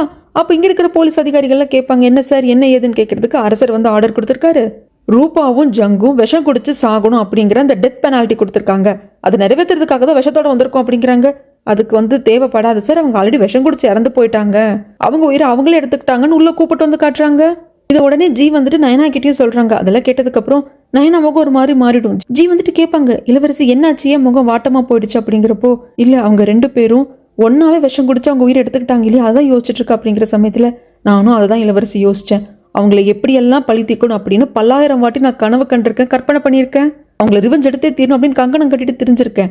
ஆனா அவங்க அப்படி விஷம் குடிச்சு செத்து போனதை பாக்குறப்போ எனக்கு சந்தோஷமாலாம் இல்லை, கொஞ்சம் பேடாக தான் ஃபீல் ஆச்சு அப்படிங்கிறாங்க. அதே தான் நயனாவும் சொல்றாங்க, எனக்கு அவங்களுக்கு ரிவெஞ்ச் எடுக்கணும் இருந்தது, இப்போ அவங்க இறந்து போயிட்டாங்க தான், அது எனக்கு நிம்மதி கொடுக்கல, அதுக்கு பதிலாக என் மனசு ரொம்ப எம்டியா ஃபீல் ஆகுது அப்படின்னு சொல்லிட்டு ரொம்ப ஃபீல் பண்ணுவாங்க. அதுக்கப்புறம் ஜி போனதுக்கு அப்புறமாக அப்படியே உட்காந்து நிறைய யோசிப்பாங்க. ஏன்னா அவங்க 15 வயசா இருந்தப்போ ஃபியூச்சரை சொல்றதுக்காக ரூபாவோட வீட்டுக்கு வந்தது, அப்போ ரூபா கிட்ட பேசினது, கடைசியா உன் விதி இப்படிதான் முடியும்னு ரூபாக்கு அவங்க எதிர்காலத்தை பத்தி சொல்லியிருப்பாங்க இல்லையா, அதெல்லாம் ஞாபகத்துக்கு வருது. இந்த பக்கம் நம்மளோட தேவோனையும் காட்டுறாங்க. தேவோனுக்கு கொஞ்சம் கஷ்டமா தான் இருக்கு. ஏன்னா கடைசியா தேவோனோட உயிர் போக போகுது அப்படிங்கிறது ஜங்குக்கு தெரிஞ்சதுனால தலைநகரை விட்டு தப்பிச்சு போயிடு அப்படின்னு சொன்னார் இல்லையா, அதெல்லாம் ஞாபகம் வருது. கடைசியில் அரெஸ்ட் பண்ணது முதற்கொண்டு எல்லாம் ஞாபகம் வருது. என்னதான் கொடுமைக்காரனாவே இருந்தாலும் இறந்து போனது அப்பா தான் இல்லையா, அதனால மனசு கொஞ்சம் அதை பத்தி யோசிச்சு வேதனைப்படுது. அப்படியே 1 வருஷம் கடந்து போகுதுங்க. அந்த ஜங்குக்கு செகண்ட் ஒய்ஃபா இருந்தாங்க இல்லையா, அவங்களுக்கு குழந்தை பிறந்துருச்சு. ஜங்கோட குழந்தை தான். அதை முதுகுல கட்டிட்டு பிச்சை எடுத்து தான் வாழ்ந்துட்டு இருப்பாங்க. அப்படி ஒரு கடையில காசு கொடுங்கன்னு கேட்கிறப்போ போனியே ஆகல, நீ சும்மா இங்க நிக்காத அப்படின்னு அடிச்சு துரத்த பார்ப்பாங்க. அப்ப அடியால் எதுக்கால வருவாங்க, வந்தவங்க ஏய் நீ தானே ஜங்கோட செகண்ட் ஒய்ஃப் தானே, இது ஜங்கோட குழந்தை அப்படின்னு கேட்கிறப்போ ஏய் நீ யாருன்னே தெரியாது, போட அந்த பக்கம் அப்படின்னு சொல்லிட்டு அவங்க பாட்டுக்கு போயிடுவாங்க. அப்போ அந்த லேடி கேட்பா யாரு என்ன அப்படின்னு சொல்லிட்டு, ஜங்கோட கான்குபேனா இருந்தவங்க, இந்த குழந்தை ஜங்கோட குழந்தை தான் போல இருக்கு அப்படிங்கிறாங்க. இந்த பொண்ணு சொசூரில் இருந்த பொண்ணுங்க. இந்த அடியால் கடைசியா சுத்திட்டு இருந்தான் இல்லையா, என்ன நீ கல்யாணம் பண்ணிக்கோன்னு சொல்லிட்டு, ஸோ இப்போ இந்த பொண்ணை கல்யாணம் பண்ணி செட்டில் ஆயிட்டான். அதுக்கப்புறம் சாய் கூட இருக்கிற அந்த பையனை தான் கட்டுறாங்க. அவங்களுக்கு தான் ஏற்கனவே ஒரு கடை வச்சு கொடுத்துருப்பாங்க இல்லையா நயனா, அந்த சாய் கூட இருந்த பையன் ராஜமாதாக்கு ஒரு பொண்ணு மேடா இருந்தா இல்லையா, நம்ம நயனாக்கு கூட அடிக்கடி ஹெல்ப் பண்ணிட்டு இருந்தாலே அந்த பொண்ணை கல்யாணம் பண்ணிட்டாங்க. இப்ப அந்த பொண்ணு மாசமா இருக்கா. இந்த சாய் வந்துட்டு அந்த கூடவே இருந்த அந்த பையனோட தங்கச்சியை கல்யாணம் பண்ணி இருந்திருப்பாங்க. சொசூர்ல வேலை செஞ்சுட்டு இருந்தாலே நம்ம நயனாக்காக அந்த பொண்ணை கல்யாணம் பண்ணிருக்காங்க. அதுக்கப்புறமாக நம்ம அரசரை தான் காட்டுறாங்க. அரசரோட அண்ணாவுக்கு தான் 3 பசங்க இருந்தாங்க இல்லைங்களா, அதுல கடைசி பையனை அரசரை கொண்டு வந்து வச்சு வளர்க்க ஆரம்பிக்கிறாரு. அரசருக்கு அப்புறமாக இந்த பையன் தான் அரியணை ஏற போறான். அந்த பையனுக்கு எல்லாத்தையும் சொல்லி கொடுக்குறாங்க. தன்னை மாதிரி ஆயிடவே கூடாது, யாரையும் நம்பி யார் சொல்றதையும் கேட்டு ஆட்சி நடத்திடக்கூடாது அப்படிங்கிறதுல அரசர் ரொம்ப தெளிவா இருக்காரு. அதனால அவரே பக்கத்துல உட்கார வச்சு கைட் பண்றாரு. அதுக்கப்புறம் பிசினஸ் மேன் கிட்ட வந்துட்டு நம்ம நயனா கேட்டுட்டு இருந்திருப்பாங்க, இந்த மாதிரி உங்களுக்கு கீழே நிறைய பேர் பிசினஸ் பண்ணுவாங்க இல்லையா, அவங்க எல்லாரையும் ஒன்று சேருங்க, வருஷத்துக்கு உங்க லாபத்துல இருந்து 2% ஜெயில இருக்கிற கைதிகளுக்காக டொனேஷனா கொடுங்க, அதில் நிறைய நல்ல காரியங்கள் பண்ணலாம் அப்படின்னு சொல்லி இருந்திருப்பாங்க. அதை மற்றவங்க எல்லார்கிட்டையும் சொல்லி இளவரசி சொன்னது சரியா இருக்கு, நம்ம அதெல்லாம் ஃபாலோ பண்ணலாம் அப்படின்னு பிசினஸ் மேன் பேசிட்டு இருப்பாங்க. அதுக்கப்புறமா என்னடா நம்ம தேவோனையும் நயனாவையும் காணமே அப்படின்னு பார்த்தா இங்க கோர்ட்டை தான் காட்டுறாங்க. Police டிபார்ட்மெண்ட்டுக்கே கமிஷனரா மாறிட்டாரு G. அவர் தான் இந்த கேஸை விசாரிக்கிறதுக்கு தீர்ப்பு கொடுக்கறதுக்கு வராங்க. அப்போ இவர் தான் இந்த குற்றம் பண்ணவர் அப்படின்னு சொல்லிட்டு ஒருத்தர் கொண்டு வந்து முட்டி போட வச்சு அவர் மேல இருக்கிற கேஸ் எல்லாத்தையும் படிக்கிறாங்க. அப்போ லீகல் ஆஃபீஸர்ஸ் நாங்கள் வந்துட்டோம் அப்படின்னு சொல்லிட்டு ஒரு 4-5 பேர் வராங்க. அதில் தேவோனோட ஃப்ரெண்டு, பிஸ்னஸ் மேன் கூட இருந்த மேனேஜர், நம்ம நயனான எல்லாரும் வராங்க. இளவரசியும் கோர்ட்டுக்கு வந்திருக்காங்க. அப்படிங்கிறப்போ ஜி வந்து தலை குனிஞ்சு வணக்கம் வச்சுட்டு என்ன ஏதுன்னு கேட்கறதுக்கு, நான் லீகல் ஆஃபீஸர் நயனா அப்படின்னு சொல்ல, நான் லீகல் ஆஃபீஸர் தேவோன், இவங்க மேல பொய்யான குற்றம் சாட்டப்பட்டிருக்கு, ரீஇன்வெஸ்டிகேஷன் வேணும் அப்படின்னு சொல்லிட்டு 2 பேரும் வாதாடுறாங்க. சரி, ரீஇன்வெஸ்டிகேஷன் பண்றதுக்கான அனுமதி கையெழுத்தை நான் போடுறேன் அப்படின்னு சொல்லிட்டு ஜி போட, நயனா தேவோனை பார்க்க, தேவோன் நயனாவை பார்க்க, இங்க இப்படியே ஹாப்பி எண்டிங்கா இந்த டிராமா முடியுதுங்க. இவங்க 2 பேரும் கல்யாணம் பண்ணிக்கிட்டாங்களா அப்படிங்கிற மாதிரி எல்லாம் காட்டல, ஆனா கடைசி வரைக்கும் ஒன்னா இருப்பாங்க அப்படிங்கிறது மட்டும் நம்மளுக்கு தெரியுது. இதுக்கப்புறமாக இந்த டிராமாவோட ரிவ்யூ போர்ஷன், என்னோட பாயிண்ட் ஆஃப் வியூ எல்லாத்தையும் நான் சொல்ல போறேன். நிறைய பேருக்கு அந்த போர்ஷன் வந்து வேண்டாம், கேட்க பிடிக்காது அப்படின்னு சொல்லுவீங்க. அப்படி யாரெல்லாம் நினைக்கிறீங்களோ அவங்க எல்லாரும் இதோட ஸ்கிப் பண்ணிக்கோங்க. அடுத்து இதே மாதிரி ஒரு சூப்பரான டிராமால வந்து நான் உங்களை மீட் பண்றேன். ஃபர்ஸ்ட் ரிவ்யூ போர்ஷனுங்க. இந்த டிராமால எல்லாரோட கேஸ்டிங்கும் சூப்பரா இருந்தது, அவங்க நடிச்ச விதமும் நல்லா இருந்தது. ஸ்டோரி வைஸ் பார்த்தீங்க அப்படின்னா ரொம்ப நல்ல டிஃப்ரெண்டான ஸ்ட்ராங்கான ஒரு ஸ்டோரி லைன் தான். கடைசி ஒரு 4 எபிசோடெல்லாம் பரபரன்னு இருந்தது. மொத்தமாக 51 எபிசோடுங்க. எனக்கு தெரிஞ்ச 51 எபிசோட் தேவையில்லைன்னு நினைக்கிறேன். இடையில வந்து ஒவ்வொரு சில இடங்களில் லேக் இருந்தது. அண்ட் தென் நான் நிறைய போர்ஷனை வந்து வேண்டான்னு விட்டுட்டேன். ஏன்னா அதுக்கும் கதைக்கும் வந்து பெரிய சம்மந்தமும் இல்லை. அதை விட்டுட்டு சொல்றதுனால கதையோட சுவாரஸ்யமும் வந்து குறைய போறது இல்லை. ஏன்னா ஒரே இடத்துல வந்துட்டு அது சுத்திக்கிட்டே இருந்த மாதிரி இருந்தது. அது எல்லாத்தையும் நான் கொஞ்சம் சுருக்கி வந்து சொல்லியிருக்கேன். அதெல்லாம் வந்து கொஞ்சம் தவிர்த்து இருக்கலாமே அப்படிங்கிற மாதிரி எனக்கு தோணுச்சு. ஆனால் கடைசி ஒரு 4 எபிசோடு இருக்கு இல்லைங்களா, பயங்கர பரபரப்பாக இருந்தது. ஆரம்பத்தில் ஜெயிலில் பிறக்கிற ஒரு பெண் குழந்தை, இந்த குழந்தை என்ன ஆக போகுது, இந்த குழந்தை தான் வந்து ஹீரோயின் அப்படின்னு நம்மளுக்கு புரிஞ்சு போச்சு. ஆனால் என்ன நடக்கும் அப்படிங்கிற நம்மளோட இந்த யோசனை இருக்கு இல்லைங்களா, அதை வந்து நல்லாவே நம்மளை திங்க் பண்ண வச்சுருந்தாங்க. உதாரணத்துக்கு கேபியை வந்து நிறமாச கர்ப்பிணின்னு கூட பார்க்காம ஆட்கள்லாம் வந்து கொல்றதுக்கு துரத்திக்கிட்டு இருப்பாங்க. எதுக்கு இந்த பொண்ணை துரத்துறாங்க அப்படிங்கிற அந்த மர்மம் நம்மக்கிட்ட இருக்குது. நிறைய பேருக்கு நிறைய கேள்விகள் வந்திருக்கும். பட் இந்த ட்ராமாவை பார்த்தப்போ ஹானஸ்ட்டாக எனக்கு வந்த கேள்வி, இந்த ஜங்கு தான் ஆட்கள் அனுப்பிச்சிருக்கான் கேபியை கொல்றதுக்கு. ராஜமாதாவோட தம்பி இவன். ஒருவேளை கேபிக்கும் இவனுக்கும் பழக்கம் ஏற்பட்டிருக்குமோ, ஒருவேளை கேபியோட வயிற்றுல இப்படி குழந்தை ஆயிட்டதுனால இவனுக்கு அதனால ஏதோ பிரச்சனை வரும். ஏன்னா இவன் ராஜ குடும்பத்துக்குள்ள போயிட்டான், அந்த பொண்ணு ஒரு சாதாரண பொண்ணு போல இருக்கு, அதனாலதான் மர்டர் பண்ண பாக்குறான் போல இருக்குன்னு தான் நான் ஹானஸ்டா ஃபர்ஸ்ட் நினைச்சேங்க. எனக்குள்ள வந்த சந்தேகம் அதுதான். ஃபர்ஸ்ட் அரசரோட குழந்தையதான் கேபி சுமந்துருப்பாங்க அப்படிங்கிற அளவுக்கு எனக்கு ஃபர்ஸ்ட் அந்த தோணல் வரல. அப்புறம் நம்மளுக்கு ஒரு 2-3 எபிசோட்லயே காட்டிடுவாங்க. என்ன 15 வயசா இருக்கிறப்பவே நயனாக்கு ஒரு சில விஷயங்கள் வந்து தெரிய வந்துடும். சாய் விசாரிக்க சொன்னதுல இருந்து, ஏன்னா அந்த டைம்ல இருந்த பேலஸ் மெய்டு, கோர்ட் லேடிஸ் எல்லாமே வந்து இறந்து போயிருக்காங்க அப்படின்னு தெரிய வரப்பவே இதுக்குள்ள ஏதோ ஒரு மர்மம் இருக்கு. அப்போ இந்த நயனாவோட அம்மா கேபியும் ஒரு கோர்ட் மெய்டா இருக்கிறப்ப இவங்க ஏதோ ரகசியத்தை பார்த்துட்டாங்க. அதனாலதான் இவங்களை கொல்றதுக்கு, அது நிறமாச கர்ப்பிணின்னு கூட பார்க்காம கொல்றதுக்கு வந்து ஆட்களை அனுப்பிச்சிருக்காங்க அப்படிங்கிற மாதிரி நான் வந்து ஃபிக்ஸ் ஆயிட்டேன். ஓ இப்படிதான் இருக்கும் அப்படி, இந்த நாட்டோட கனெக்ட் பண்ணா இப்படியா அப்படின்னு நான் ஃபிக்ஸ் ஆயிட்டேன். அதுக்கப்புறம் நயனா யாரு, அவ இந்த ஜெயிலில் பிறந்திருக்கா, அவ்வளோதான். அவங்க அம்மாவை பற்றி இது எல்லாத்தையும் மறந்துட்டு நயனாவையே ஃபாலோ பண்ணுற மாதிரி கதை போச்சு. அதுதான் ஸ்க்ரீன் பிளே ரொம்ப நல்லா இருந்தது. நயனா என்ன பண்ண போறா, இந்த பொண்ணுக்கு இந்த பிரச்சனை வருது, ரொம்ப புத்திசாலியான பொண்ணு, ரொம்ப நல்ல ஸ்ட்ராட்டஜிக்கலாக திங்க் பண்ணுறா, இந்த பிரச்சனை இப்படி சால்வ் பண்ணுறா, ஒரு இடத்துல இருந்து எப்படி நேக்கா அவங்க கிட்ட பேசி தப்பிக்கணுங்கிறது இந்த பொண்ணுக்கு தெரிஞ்சிருக்கு. நான் எல்லா இடத்துலையும் நான் யார் தெரியுமா, நான் எப்பேற்பட்ட ஆள் தெரியுமா அப்படின்னு சவடால் விடாம எந்த இடத்துல தணிஞ்சு போகணுமோ அந்த இடத்துல தணிஞ்சு போகிறது, எந்த இடத்துல அமைதியாக இருக்கணும், எந்த இடத்துல பரவாயில்ல என் மேலேயே தப்பு இல்லைனாலும் தப்பை ஏற்றுக்கிட்டு பொறுமையாக போகிறது கூட ஒரு புத்திசாலித்தனம் தான் அப்படிங்கிற மாதிரி இந்த நயனா பொண்ணுக்கு அந்த டேலண்ட் வந்து இருக்குது. அது ஆரம்பத்திலே ஜங்குக்கு வந்துட்டு அந்த எதிர்காலத்தை சொல்கிற விதமாகட்டும், ஜங்கோட எதிர்காலத்தில் என்ன கெட்டதெல்லாம் நடக்க போகுது அப்படிங்கிறது தெரிஞ்சிருந்தாலும் நல்லதை மட்டும் சொல்லி நம்ம இப்போ கெட்டதையும் சேர்த்து சொன்னோம் அப்படின்னா நம்ம லைஃப் டேஞ்சரில் போயிடும். அது ஸ்மார்ட் மூவ் அப்படின்னு சொல்லுவாங்க இல்லைங்களா. ஸோ அது வந்து இருக்கிற பொண்ணு அப்படிங்கிறப்போ அந்த பொண்ணோட கேரக்டர் பிடிச்சி போச்சு. அந்த பொண்ணையும் நான் ஃபாலோ பண்ண ஆரம்பிச்சிட்டோம். அந்த பொண்ணுக்கு தெரிய வருது நம்ம அம்மா வந்து இங்கே சிறை கைதியாக இருந்து நம்மளை பெற்று போட்டு செத்து போகல, நம்ம அம்மா வந்துட்டு பேலஸ் மெய்டாக இருந்தவங்க. அப்போ என்ன இருக்குது, நம்ம அம்மாவை கொல்றதுக்கு ஆட்கள் வந்திருக்காங்க அப்படின்னா என்ன பிரச்சனை, நம்ம அம்மா நம்மளை பெக்கிற அந்த பிரசவத்தப்போ இறந்து போகலை, அப்போ நம்ம அம்மாவோட வயிற்றுல கத்தி குத்து விழுந்திருக்கு, அதனால தான் அவள் இறந்து போயிருக்கா, அப்போ தான் நாமளும் பிறந்திருக்கோம். அப்படிங்கிறப்போ அது ஏன் நடந்தது அப்படின்னு தெரிஞ்சுக்கணும்னு நினைக்கிற ஒரு பொண்ணு, நம்ம அம்மாவுக்கு என்ன நடந்தது அப்படிங்கிறத தெரிஞ்சுக்கிற நினைக்கிற ஒரு பொண்ணு, நம்மளுக்கும் அது மைண்டில் வந்துருச்சு. ஆமாம் இல்லை, இவங்க மாசமா இருக்கிறப்ப கத்தி குத்து விழுந்திருக்கு அப்படின்னா என்ன, நாமளும் வந்து யோசிப்போமே அப்படின்னு சொல்லிட்டு நம்ம நயனாவோடவே ஃபாலோ பண்ண ஆரம்பிச்சிட்டோம். எல்லா இடத்துலையும் வந்து நயனா வந்து எல்லாமே சக்ஸஸ் தான் அப்படின்னு போச்சான்னு கேட்டிங்கன்னா கிடையாது. டவுன்ஃபால் இருந்திருக்கும், கோ வித் ஃப்ளோவில் இருந்திருப்பா, போலீஸ் டிபார்ட்மெண்ட்டில் வேலைக்கு செய்யணும்னு நினச்சிருப்பா, இல்லை ஸ்பையாக தான் போகணும் அப்படிங்கிறப்போ சரின்னு ஸ்பையாக போயிருப்பா. பார்க் இறந்து போனதுக்கப்புறம் அந்த பழியை ஏற்றுக்கும், அப்போ தான் உன்னை காப்பாற்ற முடியும் அப்படின்னப்போ சரி இவங்க சொல்கிறாங்களே அப்படின்ட்டு அந்த பழியும் ஏற்றுப்பா. அதாவது ஒரு ஹீரோயின் அப்படின்னா அவளுக்கு எல்லாமே தெரியும், அவள் எல்லாத்தையும் பண்ணுவான் அப்படிங்கிற மாதிரி சில வேலைகளை காட்டாமல் இல்லை, அந்த பொண்ணும் சில தவறுகள் பண்ணுவா, தெரியாது, சில தவறான முடிவு எடுத்துருவாங்க, இது சரியா தப்பான்னு தெரியாமல் ஒரு விஷயங்களை பண்ணிடுவாங்க அப்படிங்கிற மாதிரி எல்லாம் வந்து காட்டியிருந்தாங்க. ஆனால் அந்த அனுபவத்தை அவள் நல்லா வந்து வச்சுக்குவா.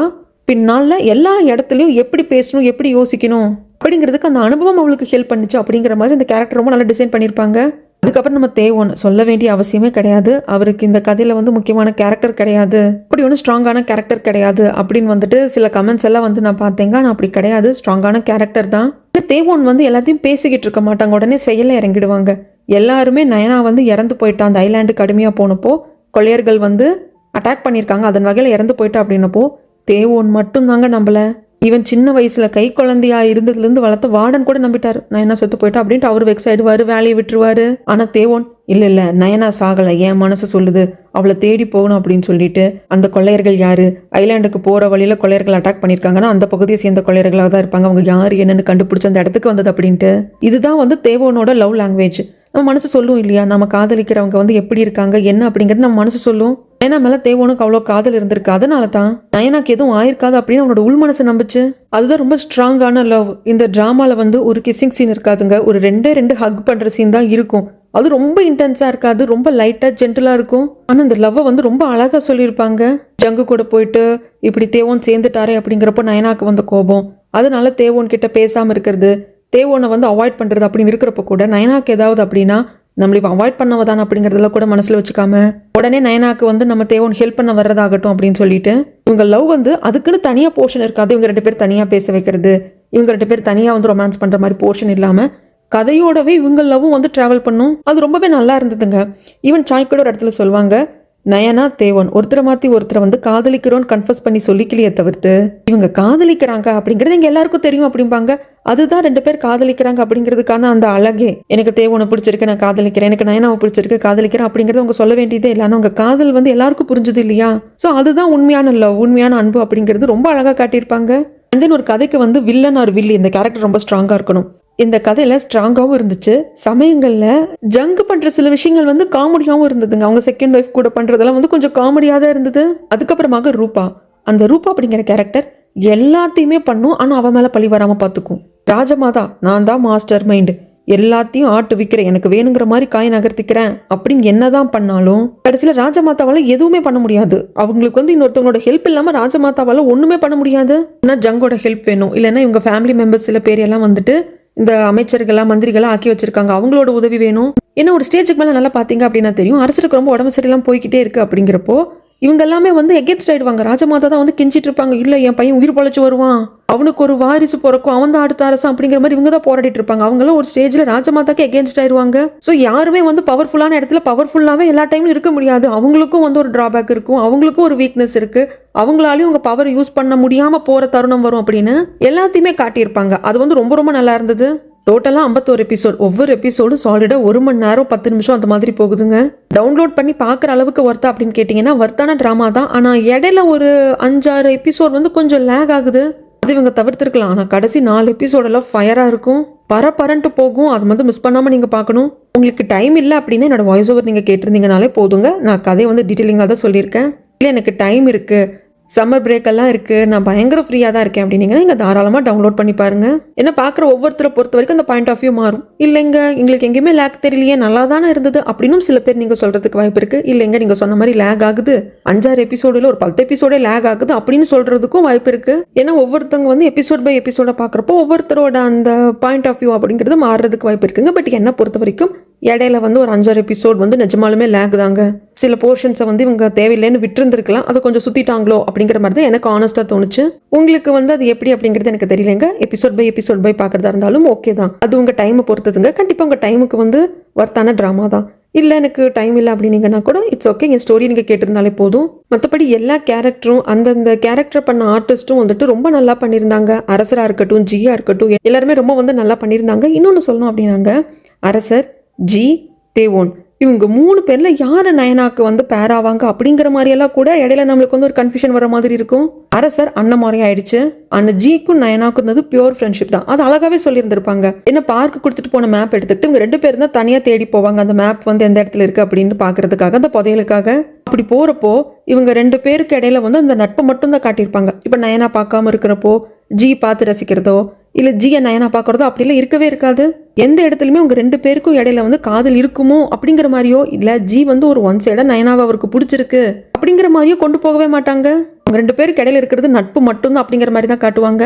அதெல்லாம் ரொம்ப நல்லாவே ஹேண்டில் பண்ணியிருந்தாங்க. அதுக்கப்புறம் ட்ரையல் நடக்கிற இடம், இந்த இடத்துல இந்த பிரச்சனை எல்லாம் இருக்கு, தீர்ப்பு மட்டும்தான் கொடுப்பாங்க, விசாரணையே பண்ண மாட்டாங்க அப்படிங்கிறது, இந்த மாதிரி நிறைய விஷயங்கள் வந்து அங்கங்க ரொம்ப அழகா நச்சுன்னு வச்சிருந்தாங்க. அப்புறம் ரொம்ப முக்கியமான விஷயங்க, பொதுவாக ஒரு ஹீரோ கேரக்டர் அப்படிங்கிறவங்க வில்லி எவ்வளவு கொடுமைக்காரியாக இருந்தாலும் அடிக்க மாட்டாங்க. அது வந்து ஒரு ஹீரோவோட இமேஜுக்கு வந்து நல்லா இருக்காது, ஒரு பொம்பளை அடிக்கிறது வந்து சரிப்பட்டு வராது அப்படிங்கிற மாதிரி தான் எனக்கு தெரிஞ்சு எல்லா ஹீரோவும் நினைப்பாங்கன்னு நான் நினைக்கிறேன். ஏன்னா இது வரைக்கும் நம்ம எவ்வளோ ட்ராமாஸ் பார்த்துருப்போம், ஒரு வில்லன் தான் பொண்ணை போட்டு அடிக்கிறது, ஏன்னா அவனோட கேரக்டர் அப்படி கொடூரமாக காட்டுறதுக்காக பண்ணுவாங்க. நான் கடைசியாக இந்த ரூபாவை விசாரிச்சுட்டே இருக்கிறப்போ ஒரு கோவம் வரும். ஏன்னா வேற வழியே இல்லை, இவங்களுக்கு ரிலீஸ் பண்ணி ஆகணும், அப்போதான் நயனாவை காப்பாற்ற முடியும் அப்படிங்கிற அந்த பிரச்சனையில் அரைஞ்சிருவாரு தேவோன் வந்து ரூபாவை. எனக்கு ஒரு செகண்ட் அப்படியே ஸ்டன் ஆயிட்டு அந்த இடத்துல. ஏன்னா இந்த கதையை பொறுத்த வரைக்கும் தேவோன் தான் ஹீரோ, அப்படி இருக்கிறப்ப எப்படி இதுக்கு இவர் ஒத்துக்கிட்டார் அப்படின்னு இருந்தது.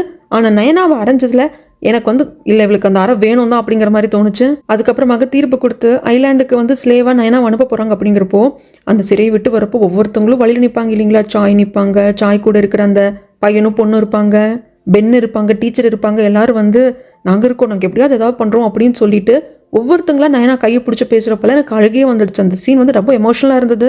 எபிசோட் பை எபிசோட பார்க்குறப்போ அந்த சீன் பாருங்க, கண்டிப்பாக வந்துட்டு ரொம்ப எமோஷனலாக இருக்கும். நயனா அப்படிங்கிற பொண்ணு வந்து பிறந்தோன்னு அம்மாவையும் இழந்துட்டா, அவளுக்குன்னு யாருமே கிடையாது. ஆனால் அவெல்லாம் சம்பாதிச்ச சொந்தம் தான் இத்தனையும். ஒரு அரச குடும்பத்தை சேர்ந்த பொண்ணு இளவரசியாகவே இருந்தாலும் அதெல்லாம் பின்னாடி தான் தெரிய வந்தது.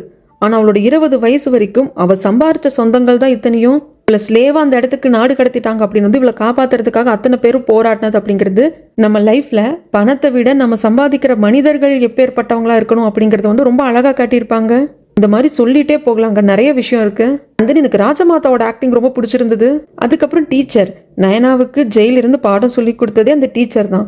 அவரு கடைசியில காட்டவே இல்லை, இவ்வளோ பெரிய பிரச்சனை நடக்குது, நயனா இளவரசின்னு தெரிய வருது. அப்பெல்லாம் அந்த கேரக்டர் எங்க போச்சுன்னே தெரியல. இல்லை அவருக்கு ஏதாவது உடம்பு சரியில்லாம இறந்துட்டாரா, இல்லை வேற ஏதாவது நாட்டுக்கு போயிருக்காரா, அதெல்லாம் வந்து காட்டவே இல்லை. அப்படியே இந்த கேரக்டர் வந்து விட்டுட்டாங்க. அப்புறம் சாய் வந்துட்டு சாய் கூட ஒரு பையன் பொண்ணு இருந்தாங்க இல்லைங்களா, அவங்க வந்து பிரதர் அண்ட் சிஸ்டர்.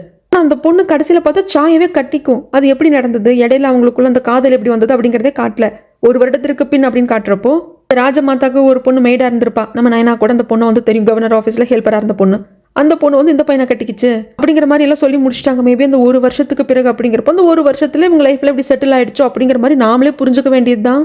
அது மட்டும் இல்லாமல் சொசுருவை காட்டவே இல்லை. சொசுருவில் இருந்த ஹெட் லேடி மீனாக்கெல்லாம் என்ன ஆச்சுங்கிறதையும் காட்டல. அதுக்கப்புறம் ஷினியையும் காட்டல. ஏன்னா ஷினி அப்படிங்கிற பொண்ணு அவ எந்த தப்பும் பண்ணல. அவ என்ன இந்த ரூபாவுக்கும் ஜங்குக்கும் பொண்ணா பிறந்தா, அதுதான் அவ பண்ண பாவம் அப்படின்னு தான் நம்ம கணக்கில் எடுத்துக்கணுமே தவிர்த்து வேற அந்த பொண்ணு எதுவும் பண்ண மாதிரி தெரியல. அதுவும் ஜி மேல இருந்த காதல தான் நயனாவே கடத்துவா. அதுவும் நயனாவை கொள்ற அளவுக்கெல்லாம் அவளுக்கு அந்த மைண்டு போயிருக்காது. கடத்தி மிரட்டி விட்டுணும் அப்படிங்கறத அவன் மைண்ட்ல இருந்திருக்கும். கடைசியில ஷினிக்கு என்ன ஆச்சு, என்னதான் இருந்தாலும் ஷினி வந்து அரசருக்கும் வந்துட்டு சொந்தம் தான் ஆகுது. ஏன்னா மாமா பொண்ணு தேவோனுக்கு தங்கச்சி ஆகுது. அம்மா வேறையா இருந்தாலும் 2 பேருக்கும் ஜங்கு தான் அப்பா.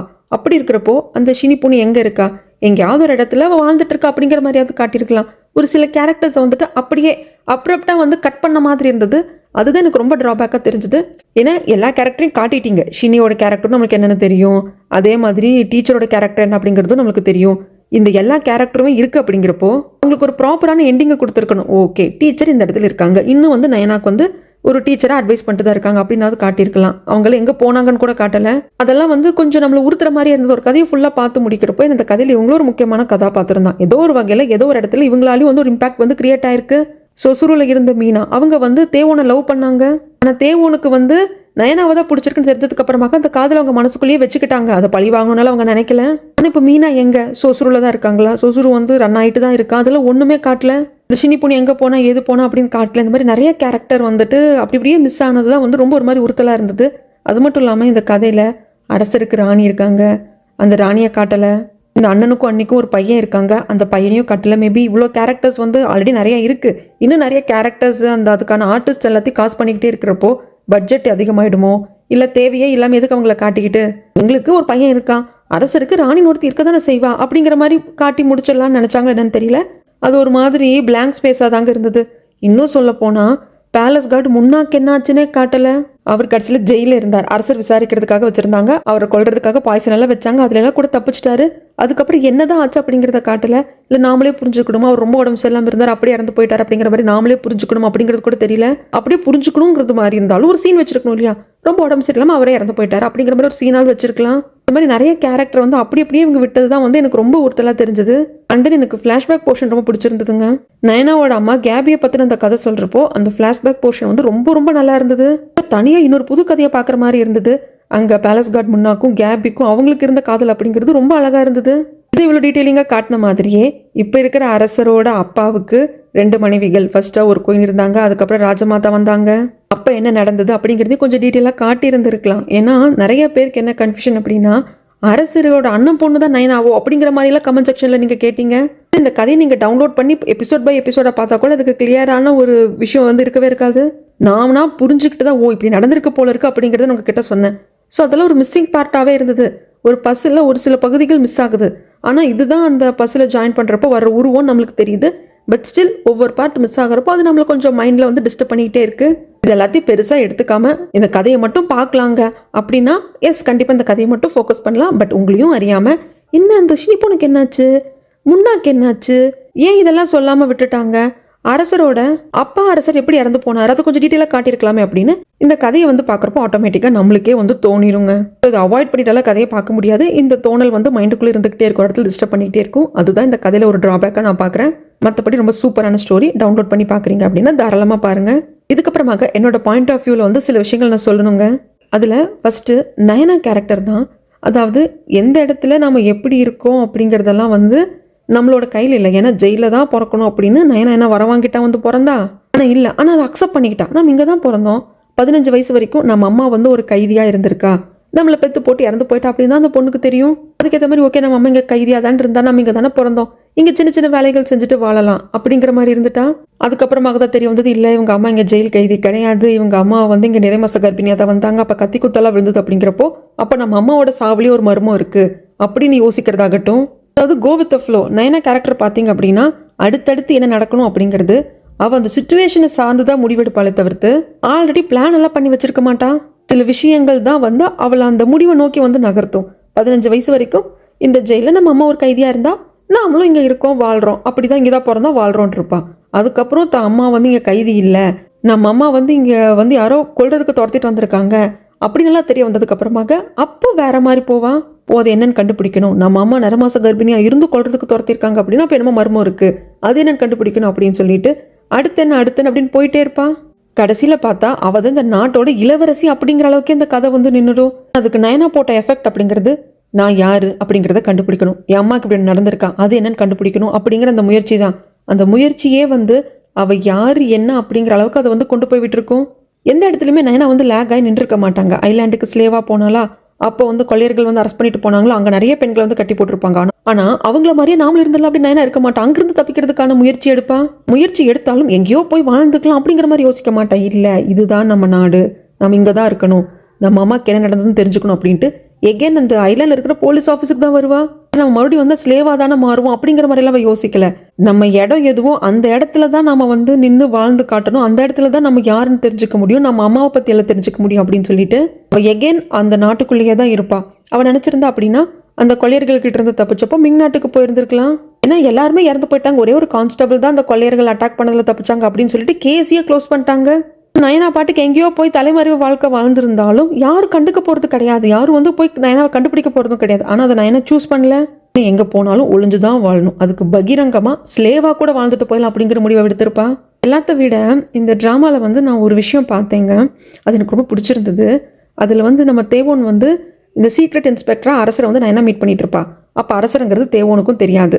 அந்த சமயத்துல இப்படி அவரை போய் மீட் பண்றது நம்ம தேவோனுக்கு வந்து பிடிக்கல. என்னடா இது, இந்த பொண்ணை வந்து அந்த ஆள் வந்து ரகசியமா மீட் பண்றான், அவன் வந்து சீக்ரெட் இன்ஸ்பெக்டர், அரசரே நேரடியாக ஆர்டர் கொடுக்குற இடத்துல இருக்கான் அப்படிங்கிறாங்க. அப்படி இருக்கிறப்போ இவன் வேற ஏதாவது அதிகாரிகளை போய் பார்க்கலாம். ஆனால் இந்த பொண்ணை தனியாக கூப்பிட்டு பேசுறானே, இந்த பொண்ணுக்கு அம்மா அப்பா இல்லை, ஜெயிலில் வளர்ந்த பொண்ணு, நயனாக்கு அது வந்து பாதுகாப்பாக இருக்குமா அப்படிங்கிறத யோசிச்சுட்டு நயனா இதுக்கப்புறமாக அந்த சீக்ரெட் இன்ஸ்பெக்டர் நீ போய் பார்க்காதேன்னு தேவோன்னு சொல்றப்போ ஏன்னா டக்குன்னு நீங்க சொல்றீங்கல்ல நான் அதுக்கப்புறம் போய் பார்க்க மாட்டேன் அப்படின்னு ரொம்ப சிம்பிளா முடிச்சிடுவா. ஆனா இதே வந்து இது டாக்ஸிக் ரிலேஷன்ஷிப்பு, நீ எப்படிடா நான் எவனை போய் பார்க்கணும் பார்க்க கூடாதுங்கிறத முடிவு பண்ற, சந்தேகப்படுறீங்க அப்படின்னால வந்து அது பெருசா போயிருக்காது. சரி நம்ம மேல இருக்கிற அக்கறையில சொல்றாரு அப்படின்னு சொல்லிட்டு ரொம்ப சிம்பிளா எடுத்து சிம்பிளா முடிச்சிருந்திருப்பா. அது மட்டும் இல்லாம தேவோனும் சந்தேகப்பட்டல பேசியிருக்க மாட்டாங்க. அதாவது பொசசிவுக்கும் டாக்ஸிக் ரிலேஷன்ஷிப்புக்கும் சந்தேக பிராணிக்கும் வித்தியாசம் இருக்குங்க. இந்த மூணையும் தாண்டி உண்மையான அக்கறையில சொல்றது அப்படிங்கிறதும் இருக்கு. இந்த நாளுக்குமே நிறைய வித்தியாசம் இருக்கு. தேவோன் சொன்னது அக்கறையில, ஏன்னா சீக்ரெட் இன்ஸ்பெக்டர் அரசருக்கே நேரடியா போய் பேசக்கூடியவர், அரசர் ஆர்டர் கொடுக்குறவர் அப்படிங்கிறப்போ இந்த பொண்ணு எதுக்கு வந்து பார்க்கணும், இந்த பொண்ணுக்கிட்டயே ஏன் பேசணும், ஒருவேளை இந்த பொண்ணை ஏதாவது தப்பா பயன்படுத்திடுவாங்களோ, தப்பா நடந்துப்பாங்களோ அப்படிங்கிற ஒரு அக்கறையில அவர் சொன்னது. இதுவே நீ எதுக்கடி அவனை போய் பார்க்குற, அது என்ன நீ அவனை போய் பார்க்கறது, அதே அவன் வந்து உன்னையே பார்க்கறது ஒன்று தவிர வேற பொண்ணே இல்லையா, ஏன் வேற யாராவது போய் பார்க்க கூடாதா, நீ அவன் கூப்பிட்டானே இழிச்சிட்டு போயிடுற அப்படிங்கிறது சந்தேகப்படுறது. டாக்ஸிக்கா வந்து பேசுறது, டாக்ஸிக் ரிலேஷன்ஷிப் அப்படிங்கிறது. ஏன்னா அக்கறையா வந்து பேசுறதுக்கும் ஒரு டாக்ஸிக்கா பேசுறதுக்கும் இருக்கிற வித்தியாசம் இவ்வளவுதான்.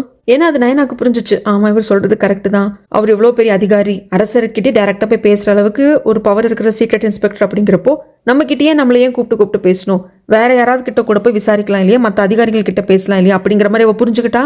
அது மட்டும் இல்லாம தன் முன்னாடி நிக்கிற தேவோன் நம்மளை வந்து சந்தேகப்பட்டு பேசல, நம்ம மேல இருக்கிற அக்கறையில சொல்றான் அப்படிங்கறதையும் புரிஞ்சுக்கிட்டா. தேவோன்னு சொல்றாங்கன்னா அதுல ஏதோ ஒரு காரணம் இருக்கும், நம்மளை பாதுகாக்கிறதுக்காக தான் சொல்றாரு அப்படிங்கிற அந்த புரிதல் இருந்ததுனால தான் அந்த 2 பேருக்குள்ள அந்த காதல் வந்து ரொம்ப அழகா இருந்தது. ஏன்னா சீ நீ எப்படிப்பட்டவன், என்ன தைரியம் தான் நீ சந்தேகப்படலாம், நான் யாரை போய் மீட் பண்றேன், எவனை போய் மீட் பண்றேன் அப்படிங்கறதுல நீ யாருடா முடிவெடுக்கிறது, நீ எப்படிடா அப்படி சொல்றது அப்படிங்கிற மாதிரி வாக்குவாதத்துக்கே போல. ஒரு வேலை தேவோன் வேற மாதிரி பேசியிருந்தாங்கன்னா கண்டிப்பா நயனாவும் அப்படி பேசியிருந்திருப்பா, தேவோன் கிட்ட பேசாம கூட போயிருந்திருப்பா. தேவோனும் அப்படி பேசல, முழுக்க அக்கறையில தான் சொன்னாரு. அதனாலதான் அதை வந்து நயனாவால புரிஞ்சுக்க முடிஞ்சது. ஒரு பொண்ணை கஷ்டப்படுத்துறது, அவளை புரிஞ்சுக்காம சந்தேகப்பட்டு வார்த்தைகளால அவள் மனசை நோகடிக்கிறது, அவளை கண்ட்ரோல் பண்றது, அவளை வந்து ஒரு பொருள் மாதிரி பாவிச்சு அவளை அப்படி ட்ரீட் பண்றது அப்படிங்கிறது எப்படி ஒரு டாக்ஸிக் பிஹேவியரோ அதே மாதிரி நமக்கு வர அட்வைஸ் அப்படிங்கிறதுல அக்கறை இருந்தும் நீ பண்ற அட்வைஸ் எல்லாம் கேட்க முடியாது, நான் தலைகீழாகத்தான் குதிப்பேன் அப்படிங்கிறதும் ஒரு டாக்ஸிக் பிஹேவியர் தான். எல்லாருக்கும் 6 அறிவு இருக்கு. ஒருத்தங்க நம்ம கிட்ட வந்து டாக்ஸிக்கா பேசுறாங்களா இல்ல உண்மையான அக்கறை அதுல இருக்கான்னு பிரிச்சு கூட பார்க்க தெரியாம இருக்கிறதும் ஒரு வகையான டாக்ஸிக் பிஹேவியர் தான். கொஞ்சம் பார்த்துருமா, அந்த பையன் யார் என்னன்னு தெரியாது, கொஞ்சம் பார்த்து பழகு, காலம் கெட்டு கிடக்கு, எது சரி எது தப்பு நம்மளுக்கு தெரியாது, அவன் நல்லவனா கெட்டவனான்னு கூட நம்மளுக்கு தெரியாது, சமயங்கள்ல நல்லவங்க மாதிரி பேசுறவங்களும் நல்லவங்க அப்படின்னு நம்மளால நம்ப முடியாது. இது பெண்கள் டு ஆண்களுக்கு மட்டும் இல்ல, ஆண்கள் டு பெண்களுக்கும் தான். அந்த பொண்ணை நல்லவன் நம்ப முடியாதுப்பா, நல்லவளா கெட்டவளா அப்படிங்கிறது தெரியாது, எதுக்கோ பார்த்து இந்த காலத்துல யாரையும் நம்ப முடியாது. இப்படி எந்த ஒரு அட்வைஸ் வர்றப்போவோ நீங்க என்ன பண்றது, எனக்கு தெரியும், எனக்கு என்ன பார்க்கணும், எனக்கு என்ன புரிஞ்சுக்கணும் அப்படிங்கிற அளவுக்கு எனக்கு நாலேஜ் இருக்கு, என்னை கண்ட்ரோல் பண்ண பார்க்காதீங்க, எனக்கு அட்வைஸ் பண்ண பார்க்காதீங்க, நான் என்ன பண்ணணும் அப்படிங்கிற முடிவை நீங்க எடுக்காதீங்க, அதுக்கு உங்களுக்கு வந்து ரைட்ஸ் யார் கொடுத்தா அப்படின்னு கேட்கறது அப்படிங்கிறதுல வந்து ரொம்ப அபத்தமான விஷயம். இப்படி சொல்றாங்களா, என்ன சொல்றாங்க, ஏன் சொல்றாங்கன்னு யோசிக்கணும். ஓ அப்படி சொல்றீங்களா, இல்ல அந்த பர்சன் நல்லவங்களா தான் எனக்கு படுறாங்க, ஏன்னா நான் இவ்வளவு வருடங்களாக பழகிட்டு இருக்கேன், எந்த ஒரு தப்பும் எனக்கு தெரியல, பட் இருந்தாலும் நீங்க சொன்னதுக்காக நான் கொஞ்சம் ஜாக்கிரதையா இருக்கேன் அப்படின்னு சொல்றதுனால ஒன்னும் நம்ம குறைஞ்சு போயிட மாட்டோம், நம்ம தலையில இருக்கிற கிரீடம் ஒன்னும் நழுவி இறங்கி எல்லாம் விழுந்துடாது. அதை விட்டுட்டு நான் தான் என் இஷ்டப்படி தான் பண்ணுவேன் அப்படின்னு எல்லாம் போனா ஒன்னும் பண்ண முடியாது. பின் விளைவுகளை வந்து அவங்க தான் அனுபவிச்சுக்கணும். ஏன்னா கண்மூடித்தனமாக ஒருத்தங்க சொல்றதெல்லாம் தப்பா தான் இருக்கும், ஒருத்தங்க நம்மளுக்கு நல்லது சொன்னாலே வந்து அதுல வந்து பிரச்சனை தான் இருக்கும், அது நம்மளை கண்ட்ரோல் பண்றதுக்கான ஒரு வெப்பன் தான், நம்மளை வந்து அடக்கி ஆள பாக்குறாங்க அப்படின்ட்டு ஃபெமினிசம் பேசக்கூடாது. ஏன்னா அது ஃபெமினிசமே கிடையாது. என்னை பொறுத்த வரைக்கும் ஒரு பொண்ணுக்கு அவகிட்ட பேசுறது ஆணோ பெண்ணோ எந்த இன்டென்ஷன்ல பேசுறாங்க அப்படிங்கன்னு பகுத்தறிஞ்சு பார்க்குற அளவுக்கு கண்டிப்பா தெரியும். உண்மையிலேயே அக்கறையில் அட்வைஸ் பண்றாங்களா, இல்லை நம்மளை கண்ட்ரோல் பண்ண பார்க்குறாங்களா, இல்லை நம்ம பண்ணாத தப்புக்கு நம்மளை வச்சு குற்றம் சாட்டுறாங்களா, இல்லை இவன் நம்மளை வேவு தான் பார்க்குறானா, இல்லை நம்ம மேலே இருக்கிற அக்கறையில் தான் சொல்கிறானா அப்படிங்கிறத கண்டிப்பாக பகுத்தறிஞ்சு பார்க்க தெரியும். நான் ஒரு வீம்புக்கு நான் வந்து ஒரு போல்டான உமன், நான் இப்படி தான் இருப்பேன் அப்படிங்கிறது தப்பு கிடையாது. அது எந்த இடத்துல எப்படி யூஸ் பண்ணுறோம் அப்படிங்கிறது இருக்கு. எல்லா இடத்துலையும் நம்ம வீம்புக்குன்னு இருக்க முடியாது. நம்ம பெற்றவங்க ஒரு சில விஷயங்கள் சொல்கிறாங்கன்னா அதுக்கு ஒரு காரணம் இருக்கும். நம்ம கூட பிறந்தவங்க சொல்கிறாங்கன்னா அதுக்கும் ஒரு ஏதாவது காரணம் இருக்கும். நம்ம ஃப்ரெண்ட்ஸ் சொல்கிறாங்கன்னா அதுக்கும் ஏதாவது ஒரு காரணம் இருக்கும். சமயங்களில் அவங்க வந்து தப்பாக புரிஞ்சுக்கிட்டு கூட சொல்லலாம். நாம் பழகிற ஒரு நபரை பற்றி நம்மளுக்கு தான் தெரியும், அவங்களுக்கு தெரியாது. அவங்களுக்கு ஒரு பயம் வரும், ஐயோ நம்ம பொண்ணோ நம்ம பையனோ தப்பாக போயிடுமோ, தப்பான கையில் போய் மாட்டிக்குமோ அப்படிங்கிற ஒரு பயம் வருது. அப்படிங்கிறது இயல்பு தான். அப்போது அவங்களோட பயத்தை கிளியர் பண்ண வேண்டியது நம்ம பொறுப்பு. இல்லைங்க நான் வந்து பாதுகாப்பாக தான் இருக்கேன் அப்படிங்கிறத நம்ம கிளியர் பண்ணி தான் தீரணும். இதை தான் என் வேலையா, எனக்கு வேறு வேலையே இல்லையான்னு கேட்டால் இதுவும் வேலை தான், இதுவும் உங்கள் கடமை தான், இதுவும் பண்ணி தான் தீரணும். என்ன பெற்று வளர்த்தவங்க, நம்ம கூட பிறந்தவங்க, ஃப்ரெண்டாக நம்ம கூட பல வருடங்களை ட்ராவல் பண்ணிட்டு வர்றவங்க. ஸோ இவங்களுக்கு நம்ம லைஃப்பில் எவ்வளோ இடம் கொடுத்து வச்சுருக்கோம், முக்கியத்துவம் கொடுத்து வச்சுருக்கோம் அப்படிங்கிறது அவங்களுக்கு நாம் கொடுக்குற அந்த எக்ஸ்ப்ளனேஷன்லேயும் நாம் அவங்களுக்கு கொடுக்குற மரியாதையிலும் தான் இருக்குது. ஒரே செகண்ட் நம்மள இப்படி பேசிட்டாங்க அப்படிங்கிறதுக்காக தூக்கி எறிஞ்சிட்டு போனோம் அப்படின்னா இவ்வளோ வருடங்களாக அந்த என்ன ரிலேஷன்ஷிப்பை நம்ம மெயின்டைன் பண்ணோம் அப்படிங்கிறதுக்கு ஒரு அர்த்தமே இல்லை. ஒரு ரிலேஷன்ஷிப் அப்படிங்கிறது ரெண்டு பக்கமும் இருக்கணும். ரெண்டு பக்கமும் அந்த ரிலேஷன்ஷிப்புக்கான ரெஸ்பான்சிபிலிட்டி இருக்கணும். அதை காப்பாற்றுறதுக்கு ஒருத்தங்க மட்டும் காப்பாற்ற முயற்சி பண்ணக்கூடாது. இது எல்லாமே வந்து உண்மைதான், இல்லைன்னு நான் சொல்லவே இல்லை.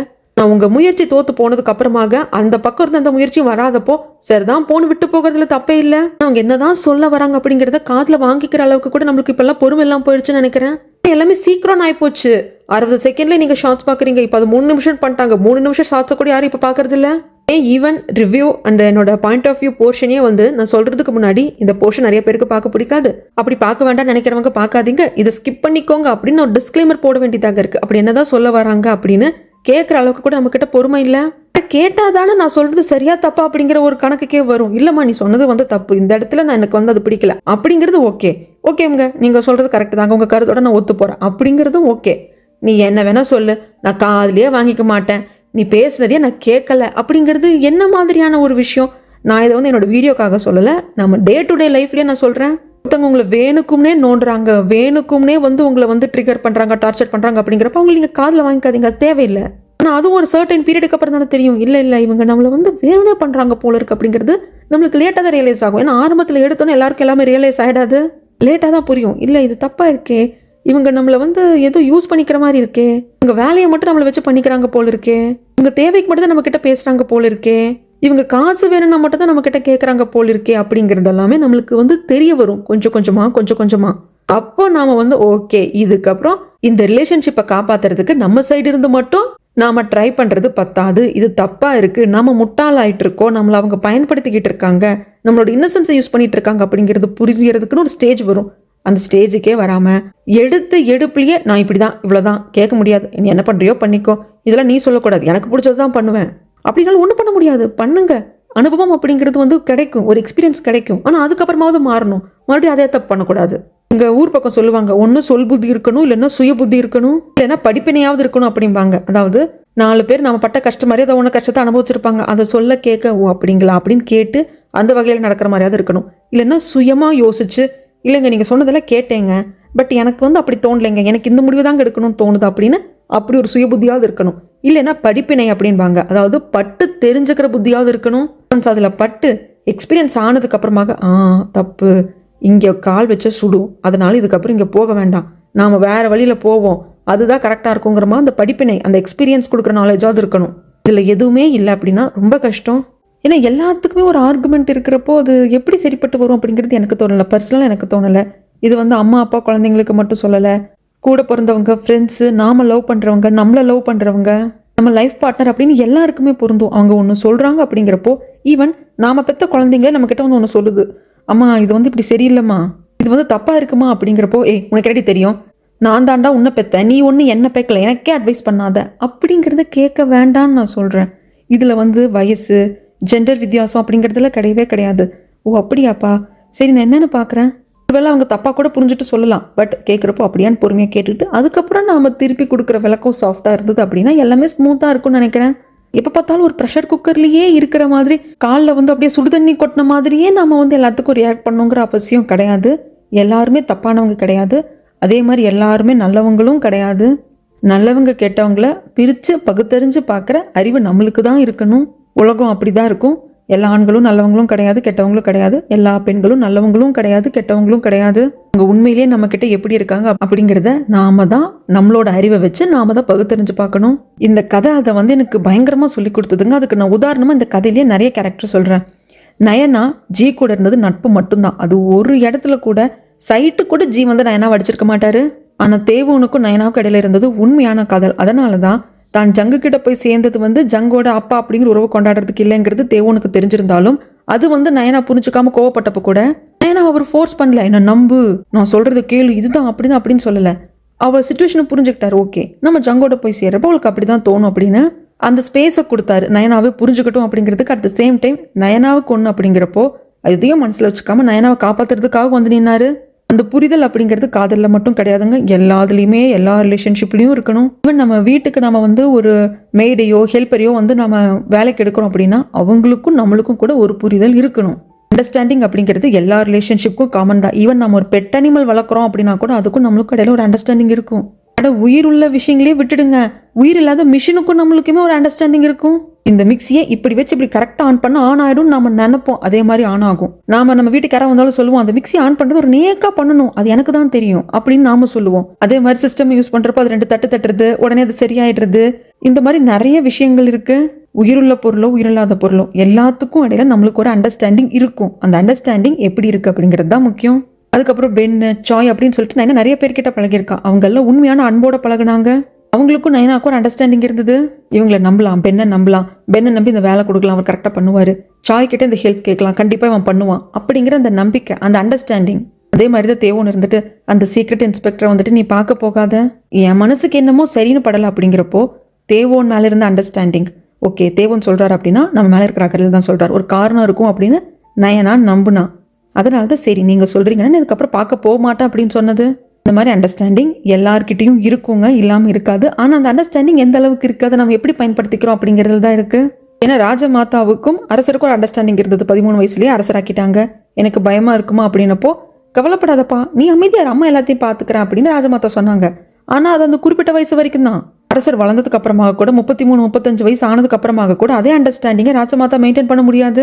அப்போ வேற அண்டர்ஸ்டாண்டிங் வரும். ஓகே, நம்ம பையன் வளர்ந்துட்டான், நாட்டு நிலவரத்தை அவனே போய் பார்க்குறான் கொள்றான் அப்படிங்கிறப்ப அவங்க விடணும். ஆனால் அது வந்து அவங்களால ஏற்றுக்க முடியல. நான் தானே எல்லாத்தையும் பார்த்துக்கிட்டேன், நானே எல்லாத்தையும் பார்த்துக்கணும்னு அவங்க நினைச்சாங்க.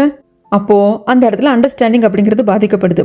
13 வயசா இருக்கிற தம் பையனை அரசன் ஆக்கினப்போ அவன் பயந்தான், அம்மா என் கூட இருமா, எனக்கு என்ன பண்ணுறதுன்னு தெரியல அப்படிங்கிறப்போ ஒரு அண்டர்ஸ்டாண்டிங் இருந்தது. அம்மாவா ராஜமாதாவா சில முடிவை நீங்க எடுத்தீங்க. அதே பையனோட வயசு அடுத்தடுத்த வருஷம் மாறும் இல்லையா, 14 15ன்னு வளரும். அப்போ அந்த அண்டர்ஸ்டாண்டிங்ல சில மாற்றங்கள் வரணும். நான் ராஜமாதா நினைச்சது ஒரே சைடு, என் பையன் புரிஞ்சுக்கிட்டு அமைதியா இருந்துக்கணும், அவன் அந்த அண்டர்ஸ்டாண்டிங் அவன் வச்சுக்கணும், எனக்கு வேண்டாம். அவன் வந்து 13 வயசா இருக்கிறப்ப அவனுக்கு பயந்து போயிட்டான், முடிவெடுக்க தெரிலன்ட்டான். நான் வந்து எல்லாத்தையும் பார்த்துட்டு இருக்கேன், அவனுக்கு 50 வயசு ஆனாலும் நான் தான் எல்லாத்தையும் பார்த்துப்பேன் அப்படிங்கிற மாதிரி ஒரே இடத்துல ஸ்டேபிள் ஆகக்கூடாது. ஆனால் அரசர் பொறுத்து பார்த்தாரு. அதான் அந்த 2 ரிலேஷன்ஷிப், அம்மா பையன் ரிலேஷன்ஷிப்ல அந்த பையனே வந்து பொறுத்து பார்க்குறான். அம்மா இப்போ புரிஞ்சுக்குவாங்க, அப்போ புரிஞ்சுக்குவாங்க, நாமளும் சில முடிவுகள்லாம் எடுக்கலாம் ட்ரை பண்ணி பார்க்குறான். ஆனால் அம்மா ஆரம்பத்தில் இருந்த மாதிரி உனக்கு ஒன்றும் தெரியாது, நீ சின்ன பையன் அப்படிங்கிற மைண்ட்லேயே இருந்துட்டாங்க. அங்கே அண்டர்ஸ்டாண்டிங் அப்படிங்கிறது உடஞ்சி போயிடுது. அதனால தான் கடைசியில் நான் வந்து இந்த அரியணை விட்டு இறங்கிடுறேம்மா, அந்த முடிவை என்னால் எடுக்க முடியும், வேறு எந்த முடிவு எடுத்தாலும் நீ வந்து என்னை கட்டுப்படுத்துவேன், இதை உன்னால் கட்டுப்படுத்த முடியாது அப்படிங்கிறப்போ அது ராஜமாதாவால் ஏற்றுக்க முடியல. எவ்வளவோ பிரச்சனை எல்லாத்தையும் வந்து தாங்கினவங்க. ஈவன் தான் பையனே வந்து அரசரே சொன்னார் இல்லையா, நீ வந்து ஒரு கொலகாரி, நீ இவ்வளோ பேரை கொன்னுதான் வந்து என்ன அரியணை ஏற்றிருக்க, நான் கேட்டேனா ஏன் இதெல்லாம் பண்ண அப்படின்னு இவ்வளவு கேட்டப்போ கூட கல்லா இருந்தவங்க. அப்போ நம்ம பையன் வந்து அரசனாவே இருக்க மாட்டேங்கிறான், அதுக்கு காரணமே நாம தான் அப்படிங்கிறப்ப அதை அவங்களால ஹேண்டில் பண்ண முடியல. அந்த வேதனையில தான் அவங்க உயிர் வந்து அவங்களை விட்டு போயிருக்கும். ஆனால் இந்த பக்கம் நயனா அப்படிங்கிற அந்த கேரக்டருக்கு எல்லார்கிட்டையும் ஒரு அண்டர்ஸ்டாண்டிங் இருந்தது, தெளிவாக இருந்தது. ஈவன் சீஃப் தனக்கு எதிராக மாறினப்போ கூட அவர் வந்து மன்னிப்பு கேட்குறப்ப நயனாக்கு புரியும், சீஃப் நீங்கள் மன்னிப்பு கேட்காதீங்க, நீங்கள் இல்லைனாலும் வேற யாராவது வச்சு இந்த ரூபாவும் ஜங்கும் என்னை ஸ்லேவாக அனுப்ப தான் போகிறாங்க, அதனால என்னால் புரிஞ்சுக்க முடியுது அப்படிங்கன்னு நயனா சொல்லுவா. அதுதான் நயனாவோட அண்டர்ஸ்டாண்டிங். நயனாக்கு வந்து கோவம் இருக்கு சீஃப் மேலே, பட் இருந்தாலும் இந்த விஷயத்தை சீஃப் பண்ணலன்னா வேற யாராவது வச்சு பண்ணியிருப்பாங்க, அவ்வளோதான். அந்த புரிதல், அந்த அண்டர்ஸ்டாண்டிங் இருந்துட்டா மட்டும் போதும், லைஃப் ரொம்ப ஸ்மூத்தாக போகும். ஆனால் என்ன, அந்த அண்டர்ஸ்டாண்டிங் அப்படிங்கிறது 2 பேருக்கும் இடையில இருக்கணும். ஒருத்தங்களுக்கு மட்டும் இருந்தால் போதும் அப்படிங்கிறப்ப தான் பிரச்சனையே ஆரம்பம். இந்த விஷயம் எனக்கு இந்த ட்ராமாவில் வந்து ரொம்ப ஸ்ட்ராங்காக புரிஞ்சுதுங்க. ஒவ்வொரு சீன்லையும் பார்க்குறப்போ இது எனக்கு நல்லாவே ரொம்ப புரிஞ்சுது. ஏன்னா ஈவன் அந்த ரூபாவுக்கும் அந்த அன்னிக்காரிக்குமே வந்து அண்டர்ஸ்டாண்டிங் இல்லை. என்னதான் இருக்கட்டுமே, அண்ணங்காரன் வந்து ரூபாவை காப்பாற்ற வரவே இல்லை, கடைசியில் பொண்டாட்டி பக்கம் தான் சாய்வாரு. ஏன்னா அண்ணனும் ரூபாவும் சொந்த அண்ணன் தங்கச்சிங்க. அப்படி இருந்தும் கூட நிறைய விஷயங்களை மறைப்பாங்க இல்லைங்களா. ஆக்சுவலாக அந்த தங்க கட்டிகள் விஷயத்தில் வந்து நம்ம நயனா தேவோனால இன்வால்வ் ஆயிருக்காங்க அப்படிங்கிறது தெரியும். உடனே ரூபா கிட்ட சொல்லலாம் அப்படிங்கிறப்ப கூட அண்ணக்கார வேண்டாம் வேண்டாம் மறைச்சிடலாம், தெரிஞ்சா கோவப்படுவா அப்படின்றவாங்க. அப்படின்னு என்ன அர்த்தம், அவங்களுக்குள்ள அந்த அண்டர்ஸ்டாண்டிங் இல்லை. எப்போ வேணா இவங்க யாருக்கு வேணா குழி பறிச்சுக்குவாங்க ஆளுக்கு அப்படிங்கிறது தான் நம்மளுக்கு அங்கே காட்டியிருக்காங்க. ஈவன் கடைசியில் ஜங்கை வந்து எப்படியாவது அடைஞ்சு அவன் மூலியமாக குழந்தை பெற்று நாம் இந்த வீட்டுக்கே வந்து எஜமானியாக ஆகணும் அப்படின்னு சொல்லிட்டு அந்த ஹெட்மேட் நினச்சாங்க. கடைசியில் என்ன ஆச்சுன்னா ஜங்கு மூலியமாக அவங்களுக்கு குழந்தை கிடைச்சிது. ஆனால் அந்த குழந்தை எப்படி வளர்க்குறது அப்படிங்கிறதுக்கான சோர்ஸ் அவங்க கிட்ட இல்லை. அது ஜங்கோட குழந்தைன்னு கூட சொல்ல முடியாது. ஏன்னா ஜங்குக்கு வந்து அப்படி ஒரு தண்டனை கொடுத்துருக்காரு அரசர். கடைசியில் விஷம் குடிச்சு அவங்கள சாகுங்க அப்படிங்கிற தண்டனை தான் கொடுப்பாங்க. அதை நிறைவேற்றுறதுக்குள்ள இவங்களே வந்து விஷம் குடிச்சு சூசைட் பண்ணிப்பாங்க. இப்போ பகிரங்கமா இது ஜங்கோட குழந்தைன்னு கூட அந்த லேடியால சொல்ல முடியல. ஆனால் அதுவே எதுவுமே பண்ணாம ஒரு ஹெட்மேடா அந்த வீட்டில் வேலை செய்யறோம் அப்படிங்கிற மாதிரி வேலை செஞ்சுட்டு போயிருந்தா கூட அவளுக்குன்னு ஒரு ஃபியூச்சர் இருந்திருக்கும். இந்த ரூபாவுக்கு நம்ம போட்டியா வரணும், இவளை அழிக்கணும், அதுக்கு நாம வந்து ஜங்கோட சேர்ந்து குழந்தை பெக்கணும் அப்படின்னு அவ ஒரு ரூட்டுக்கு போனப்போ அவ கேட்டது கிடைச்சது. ஜங்கோட குழந்தைக்கு அவ அம்மா ஆயிட்டா. ஆனா அதை தவிர்த்து அந்த குழந்தை எப்படி வளர்க்குறதுன்னு தெரியல, கௌரவமான வாழ்க்கையும் அவளுக்கு கிடைக்கல. இது பியோர் கர்மாங்க. சுவாமி விவேகானந்தர் சொன்னது, நாம யோசிக்காம எடுக்கிற ஒவ்வொரு முடிவும் நம்மளை யோசிக்க வைக்கும் அப்படிங்கிறது. இந்த வாசகம் தாங்க எனக்கு ஞாபகம் வந்தது. அந்த லேடி குழந்தைய பெற்றுக்கிட்டு வளர்க்க முடியாம ஒவ்வொரு கடையா யாசகம் கேட்டு போனப்போ எனக்கு இதுதான் ஞாபகம் வந்தது. உங்களுக்கு என்னென்ன ஞாபகம் வந்தது, என்னென்ன விஷயம் கனெக்ட் ஆச்சு அப்படிங்கறது எல்லாத்தையும் கமெண்ட்ல சொல்லுங்க. அடுத்து இதே மாதிரி ஒரு சூப்பரான டிராமால வந்து நான் உங்களை மீட் பண்றேங்க. Bye tears.